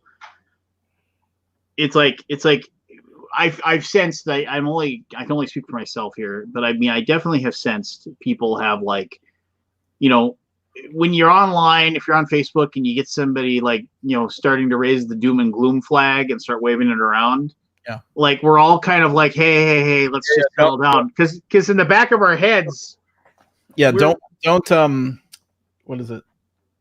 Don't harsh my mellow, right? yeah, Like it's all like jokes, in the back. like memes and jokes. Yeah. And I posted one tonight myself. Oh, like I saw. Oh, what was the I've been one posting that? a few. Yeah, no, there was one that my brother posted, and it was I had a good chuckle about it. Actually, I saw a D&D meme that was great. This had nothing to do with it. I had to laugh because it wasn't and it was like cleric player says to the fighter, says, "Hey, you need healing? It's like, how do you need healing? You know, how hurt are you?" And then like DM, hey, you can look at him or you can ask him how he's feeling, but he can't just tell you how he feels. He's like, all right, fine. How are you feeling, fighter? He's like, well, on a scale of 1 to 62, I'm about 19. Just, Okay. and I thought that was like, oh, that was cute. But no, yeah, the memes. Like, here, hold on, I'll have to search for my brother. Of course, the real right wing libertarians are the ones that are busting out the things, saying things like, oh, see how easy it is for us to take away everything. You know, Yeah, no, just all we need to do is. It's super easy. And again, I think we're all still living in a bubble because it hasn't really hit home due to the fact that we haven't seen the death toll. We just got numbers. We just got information thrown at us. We haven't seen, you know, if heaven forbid Tom Hanks was to pass away because of it, and 50 other movie stars that we appreciate in our lifetime passed away all at the same time, then it would probably really kind of stick, and people will start to really panic. But at the moment, it's just like, yeah, we're staying at home. These numbers are not good. Oh, look, there's a picture of our town center and it's completely empty. But the one was it showed a Bigfoot, and it says social distancing champ for the last 80 years or something like that. That Bigfoot picture that everybody puts up, the one where it's like yeah. But it's a guy walking through the woods, turned to the side and looking at you. Yep.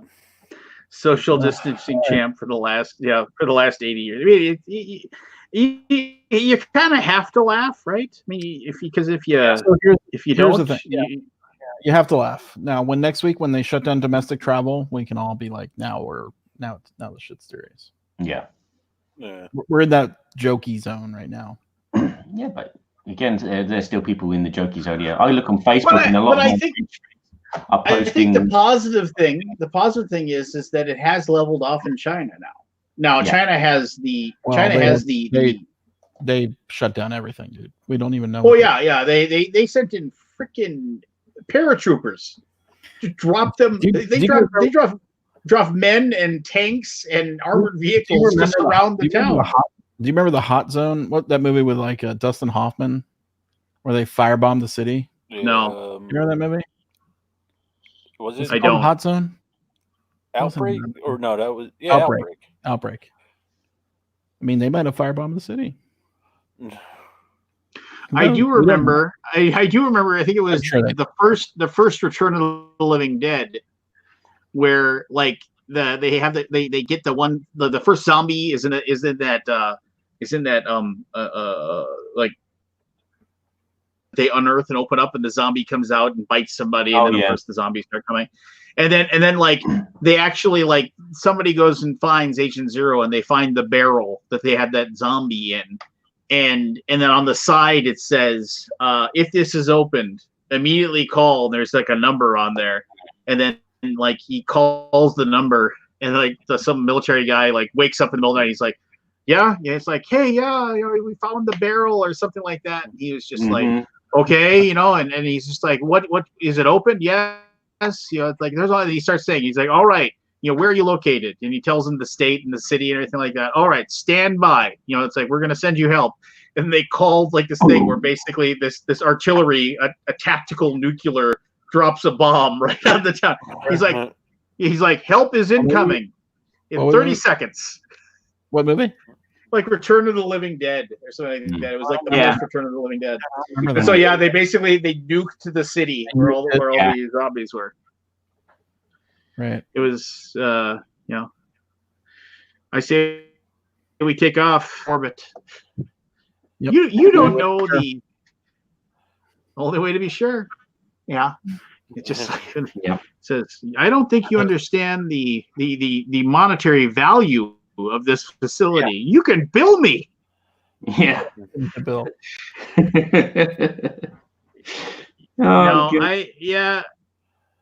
Back when movies were good. Yeah. We would never get a movie like you could never get James Cameron to do another really good Aliens movie. No. Isn't he doing like 15 Avatars? Yeah, Avatar movies. Like that's Avatar 2 is still being made or something. I don't know. The 2 and 3 are being shot back to back, and 4 and 5 are going to be shot back to back. Avatar, I loved the look. It looked expensive, right? That movie just looked expensive. It was great. I couldn't get through it. My wife watched it, and she had rented it, and I was sitting there trying to watch it, and I was like, this is Fern Gully. I can't watch this. This is Fern Gully with a little more money thrown at it. I want to see more Avatar movies. I like that. I liked it. Oh jeez. Cool. We're gonna call the metal unobtainium. Just like what? That was dumb. I said I want to see more Alien movies and more Predator movies, and I regret that. more doom and gloom movies, more zombie movies. You got more Alien movies, and they all blow. Yeah, no, they don't. So did the Predator. Come on, Alien 4 is good. Alien 4 is just like the comic book. Is that the one with Winona? Yeah, I like the Winona one. Yeah. What, is that Alien 3 or 4? That was 4. No, that was the dumb one where basically like the Ron Perlman too. That was awesome. That's the one where locked up. Yeah, but then it had the weird alien human hybrid thing, and yeah, there was some weird. That was not a good movie. But the newest stuff, like it was good. Did you read the graphic novels? No. Because I was watching it and I was thinking they've taken it a bit from that, they've taken a bit from Hive, they've taken a bit from this story, they've taken a bit from that story. I'm thinking, and then I looked and it was Joss Whedon that read it, and I was like, yeah, he's a big comic book geek, and he's taken all these ideas of, and mashed them together from the comic books. And I thought, wow, this is actually really good. Because at the time I was reading the comic book, so it was like an extension of the comic books. I totally forgot about Alien 1 and 2. And that's what I still love it. I can't wait to watch that with my daughter. She's seen the first one. She watched the first Alien. How old was she? 13. You give her nightmares? No. Huh? No, she's become accustomed. We had these big talks about ghosts and stuff. And I said, look, you don't have to worry about ghosts and monsters. The only monsters out there are humans. Way to go. Yeah. And we talk about ghosts and exorcisms and all kinds of stuff. And, I say, well, there's no actual proof of this. A lot of it is just the sensations that people feel at the same time. I mean, I could, it's like when you go to bed at night and you hear a noise, you're scared.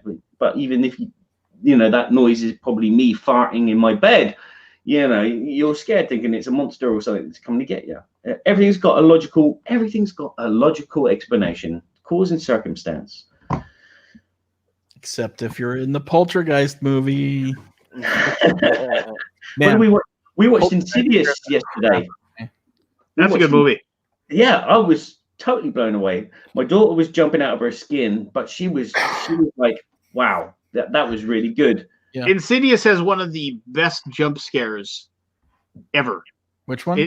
Insidious. There's and and I won't give it away because it's relatively and if you know the jump scare, it won't scare you, but it has a completely, usually jump scares are like, oh, they're gonna build up the music and they're building up the music and they're building up the music, isn't it scary? Oh, they're slowly reaching for the door, oh my gosh, oh my gosh, oh my gosh, and the cat jumps to the window and everybody, and then there's that moment of relief.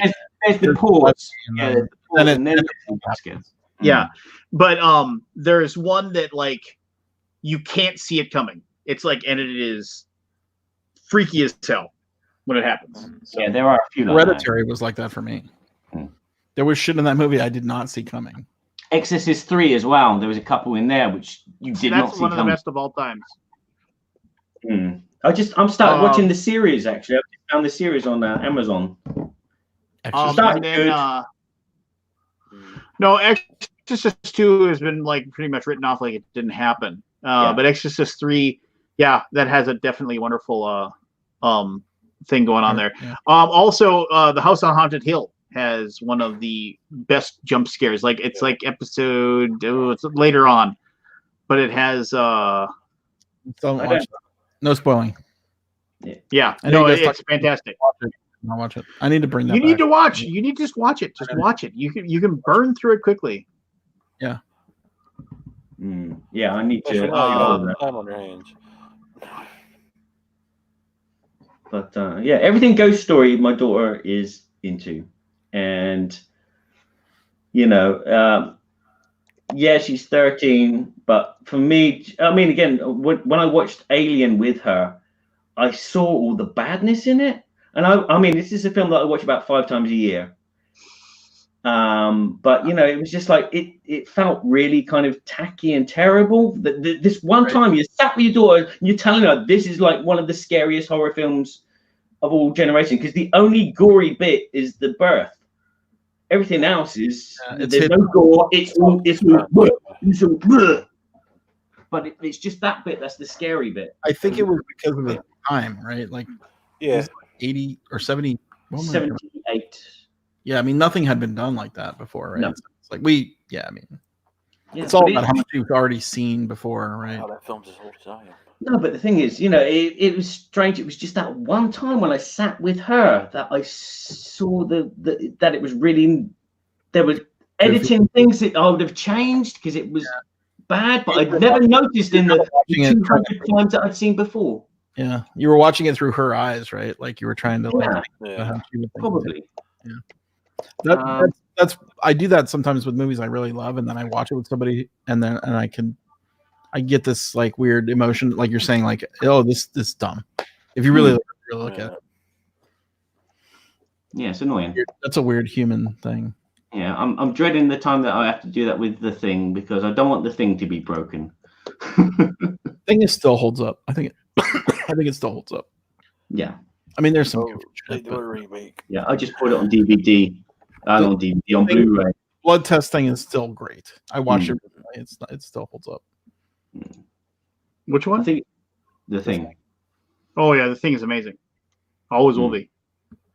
I have it on DVD, so I'll throw it in every once in a while to watch it, just to watch the slow burn of the thing happening. But I'm mad that it isn't on streaming because I had to actually load the DVD. Isn't that weird? It's like I was on the computer. I was like digging through my old stuff, like I was in my attempt at cleaning out my basement. We have a closet that we call the Harry Potter closet, because it's the closet that you build that's underneath the steps. Yeah. So I was going through that, and I was like, I was just throwing stuff away. Just like, I don't need this. I can donate this. I can donate this. And I found a big box of DVDs. And this was the big box of DVDs of the stuff that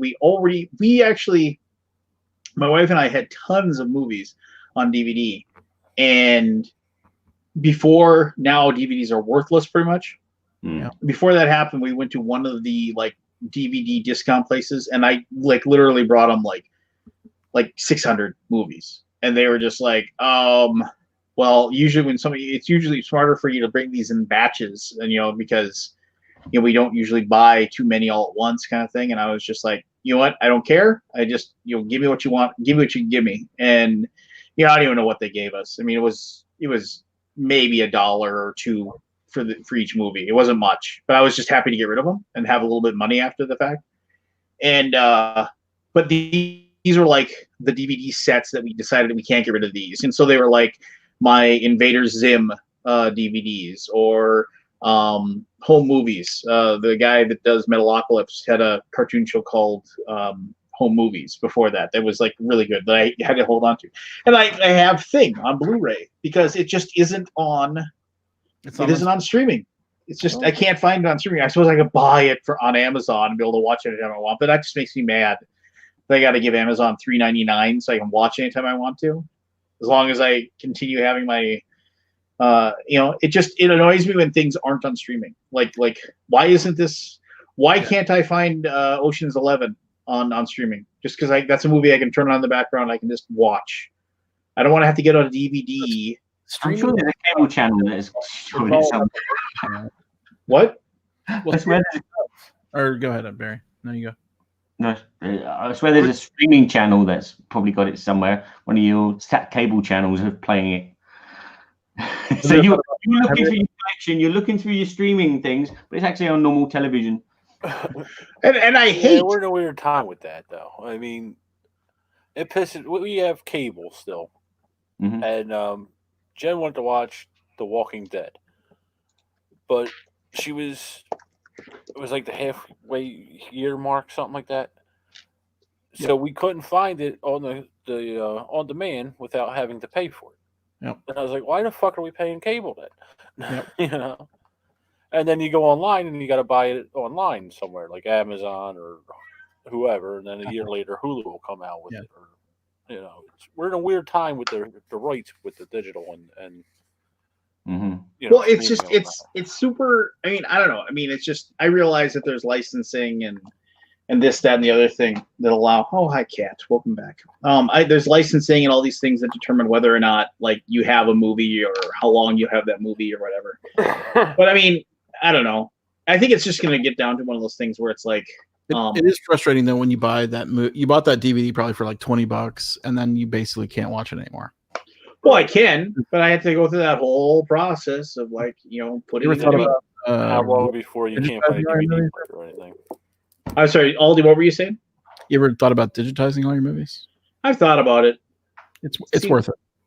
Is it? I've gone through the process. It's painful, but it's worth it because I basically have every movie I've ever bought on a computer. Yeah, I suppose, and you can probably get a perfectly serviceable computer and a hard drive to have it all on, and just wire it up to your TV. Things called NAS, you know those things. Yeah. There's several that are very good at this particular solution. So here's an annoyance. So I have a PS3, and the PS3 has been hooked up to this TV that's right over there. It's been hooked up to that for almost as long as I've lived in this house. There's a PS4 upstairs, and that's basically also the streaming machine. Like it has Netflix and everything on it. So the PS3 is slowly but surely being phased out. So like HBO won't run on it anymore. The WWE Network won't run on it anymore. It still will run Netflix and Amazon Prime. Yep. But they're just slowly phasing it out. I'm like, you're just going to make me buy a Fire Stick, aren't you? Just so I can have. Or Roku. Yeah, that's what it is. And admittedly, the PS5 or whatever it's going to be called is going to come out this year, which I'll probably drop the money on. Theoretically, maybe, who knows? And I can just move the PS4 down here, but I don't know. It's obsolescence, right? Well, yeah, and I shouldn't complain. I got that PS3. Got a PS3. Yeah, I mean, like what? I can't even remember how those things worked. Yeah. Oh, it had the T-bar. Yeah, it had the T-bar. Beep, beep, beep, beep, beep. Yeah, and then you go down. Yep. And you know what? I despise Amazon Prime Video for the fact that like it just like there's that movie. It'll show me the movie, but it isn't on Amazon Prime. So I can't watch it unless I pay it. It's like, why are you showing me this? Pay $2, $3. Yeah, I know why they're showing it to me. So, if I'm annoyed and I want to watch that movie, I'll pay you the $2 and I watch it. I rip my DVDs. I ripped 1,000 DVDs, and they're all. And I've not bought a DVD since. I just buy it. I just buy the movies on Apple, so I'm locked into their system. Mm. Yeah. Well, it's like MLB 20. Like I like the MLB games. I like the whole make yourself as a pitcher and go to the road to the show. It's just kind of a fun thing to do. Hey, And- there's a question for you, Scott, afterwards. Go on, carry on. Okay, well, but it's like I was at you can pre-order it at a Walmart. So my wife said, "Don't you always get that?" I was like, "Yeah, but I'm not buying the disc." Yeah. So I had to put the disc in to play it. No, I'll just buy it digitally. Same price. There's no reason to buy the disc for it. So I can lose the disc and not be able to play it, or the disc gets a scratch in it and I can't play it. Yeah. Or the disc has got a reason, but Remember like 8 or 9 from- years ago though, when like Macintosh said, yeah, we're not going to have a disc drive. Yeah. The Macs just weren't going to have you hard to get a PC with a DVD drive anymore. Oh no, you have to basically buy an external one. Yeah. No, physical media is going away. Shame. Will it happen to the board game industry? No, Are not we for a seeing it? long time. People like being able to pick up the cube and move it. Yeah, but you have a problem just pushing a button on, pushing the eject button just to put a disc in to watch the thing. But it's a different thing, right? I mean, it's like it's like, oh, I can pick up my controller and I can go click, click, click, click. Okay, start that movie. I've been rewatching all of Breaking Bad while I've been working the last few days, just because I've seen it all, and it's a fantastic show. Everybody should watch it. But it's like it's on in the background. It's just because I can only listen to so much music. Plus, like the first day my wife was home working, I went and grabbed one of my albums of The Sword, which is classic 70s power rock, power metal, but it's a band that's in this day and age, and it's like put it in, cranked up the volume. I'm sitting there just jamming out to it while working. My wife's like, "You're gonna need to turn that down." I was like, but this is it's your last day. Yeah. I was like, but this is how loud I listen to it when nobody else is at the house. During the summer months, I open up all the windows so my neighbors can enjoy the music. I'm glad they love living next to you. Well, it's like the old thing is I've seen people say it a lot of time. This is my favorite album. It's also my neighbor's favorite album.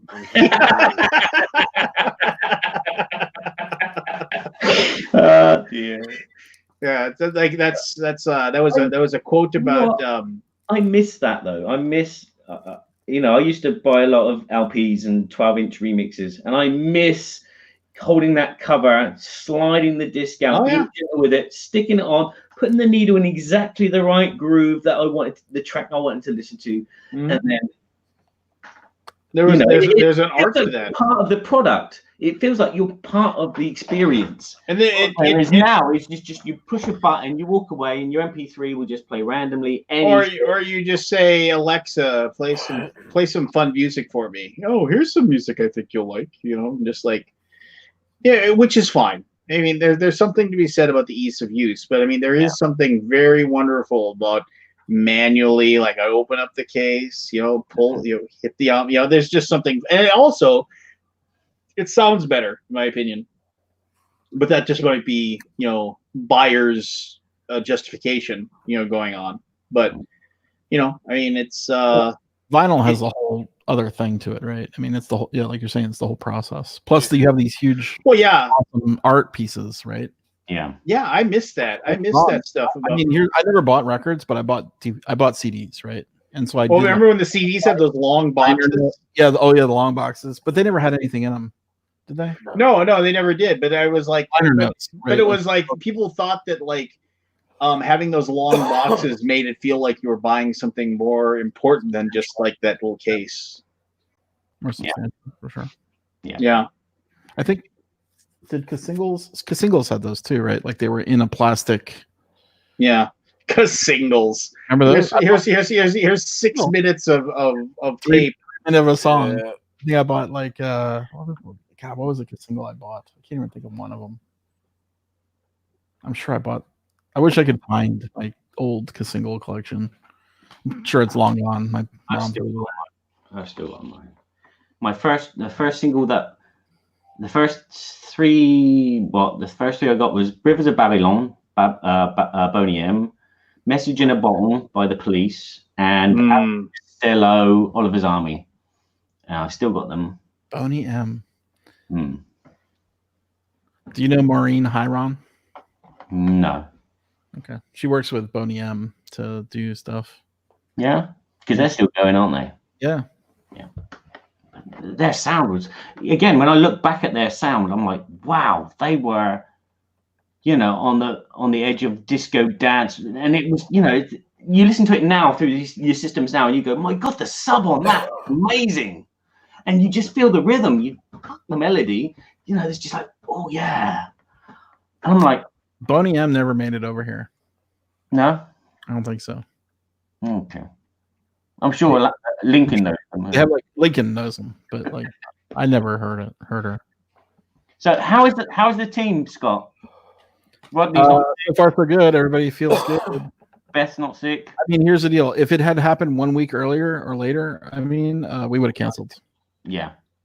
I mean, it was right on that thing of where okay, people were canceling, but there was no news of anything. They just canceled it without any reason. Yeah. There was a festival in France. It was a preventative thing, and we're like, well, there's nothing here, so why would you cancel it? That's what we're thinking. But everybody went, and everybody's back, and I haven't heard anybody sick yet. Okay. Thankfully. Yeah. But a good show. Count your blessings, as they say. No, you're talking about Can. We also went to Gamma, right? Because Gamma was last. Everybody came home. So they went on Monday and came back on Friday for Gamma. Mm. That was last week. Yeah. One more week earlier, we would have canceled. Really? You gonna travel now this week? You're not traveling this week. Well, hell no. If last week was this week, mm-hmm. Right. If it was 1 week later, advance 1 week. Yeah. All the shit was dropping last week. Hey Barry, are you going to be okay if there's a lockdown? Because I know you're on a lot of medication. Are you going to I've be been on lockdown for a year. I'm fine. I I got shit paper. We got alcohol wipes. If I have to, I'll go to eBay and sell the shit. Yeah, because the lockdown here is having its toll on people that have health problems. And again, I keep thinking of if my dad was still in his home, I would hope that the virus got him quickly and take him away because, but luckily he went a couple of years ago.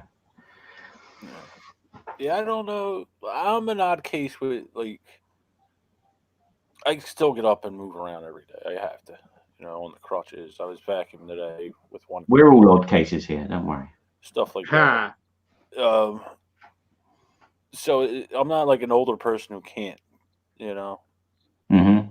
I can't drive and carry stuff and stuff like that. But yeah, well, of course you can't drive. You're from Philly. Yeah, without a right leg, you can't. There actually get arounds today, and I'm looking into one. But so you have a car with the accelerator on the steering wheel. Yeah, they sell. There's two things over here, but in Delaware, one of them you have to go through this course, and it's real expensive. Where there's basically like two sticks that go like this that you use your hands, and then there's another one where it's basically a plate that shifts the accelerator over, to the left side. And I'm looking into that. I was looking in some disabled vets make some here in the States, but they're around $300 or $400. I think it was $400. Okay. I went to look into that a little bit, and I still want to see if I could actually drive myself at some point without relying on that. It's a lot of it with me is spasticity in the leg. I've learned to walk through them a lot more, but it just gets to a point where I can't. So there's a safety concern there. Where what if a spasm goes off and it hits the gas pedal? Or could you just like Uber or Lyft? I could, you know. Yeah. I don't really need to go out. You know. I mean, Right. Yeah. I'm just saying. But if you needed to, you could just. yeah, if I could. Or Jen, you know, she's 20 minutes Taxi. away. It's Yeah, America has a real driving thing. Like everybody has to drive. Mm-hmm. Hey, But it's the same we're here. Americans. That's why. It's well, the same no, here. it's different here because, like, when I was in Philly, I rarely had to drive. I drove if I wanted to, but I rarely had to because we had the public transportation. But out here, like, I'm right outside of Newark, Delaware, which is a college town. There's like the nearest store is a mile away. You know, Mm. it's a necessity out here in the suburbs, and I'm But sure again- out in the country. Yeah, in France, though, no offense to my neighbor, that she's wonderful, but she will But take her car to the boulangerie to pick up a baguette when she could walk, and it takes 6 minutes. Yeah. And again, I've seen lots of neighbors that live on the same block as the boulangerie take their car just to the boulangerie, and they're old people, but they are, they are capable of walking. They're not handicapped in any way that I can see. They're in their 60s, 70s, and they seem to be in perfect health. But no, they take their car just to go a minute to the boulangerie to pick up a baguette and then drive back home. It's very American. It's I see. That here. Yeah. it's not, I'm never going to do that unless You have to. there's like a plague of zombies in the road and I've got to drive through them. And I just want to see them splat. Me and Jim were actually talking Remember about Bird that. Box? Remember Bird Box? Where they're driving with the blindfold on? No. You didn't see it? No. You didn't miss anything. Okay. It was a, Yeah, we were there talking was about Bird that. Box- you remember the Bird Box challenge where we're trying to drive with a blindfold? No. Remember that? what idiots were doing this? You guys got, Charles did. so you probably need to understand it. You would have to watch Bird Box. But It's this new script for Fast and the Furious 11. yeah. Wow. All right, guys. I think I'm gonna hit Yeah, it. I was like, yeah, it's getting close to 1. I gotta Yep. go make sure my zombie barricade is electrified. We have no forest sighting, so I'll reach out to him. I got his phone. I'll give him a call. Make sure he's still amongst the living. But yeah, just this same time next week. We don't got anywhere to go, right? So I haven't anymore. I've got no kids to get up. I've got you assuming the internet still works. that's if the the other thing. that would be one way that Trump would be gone, is if the internet stopped working. And Oh, fuck. what? Could you imagine?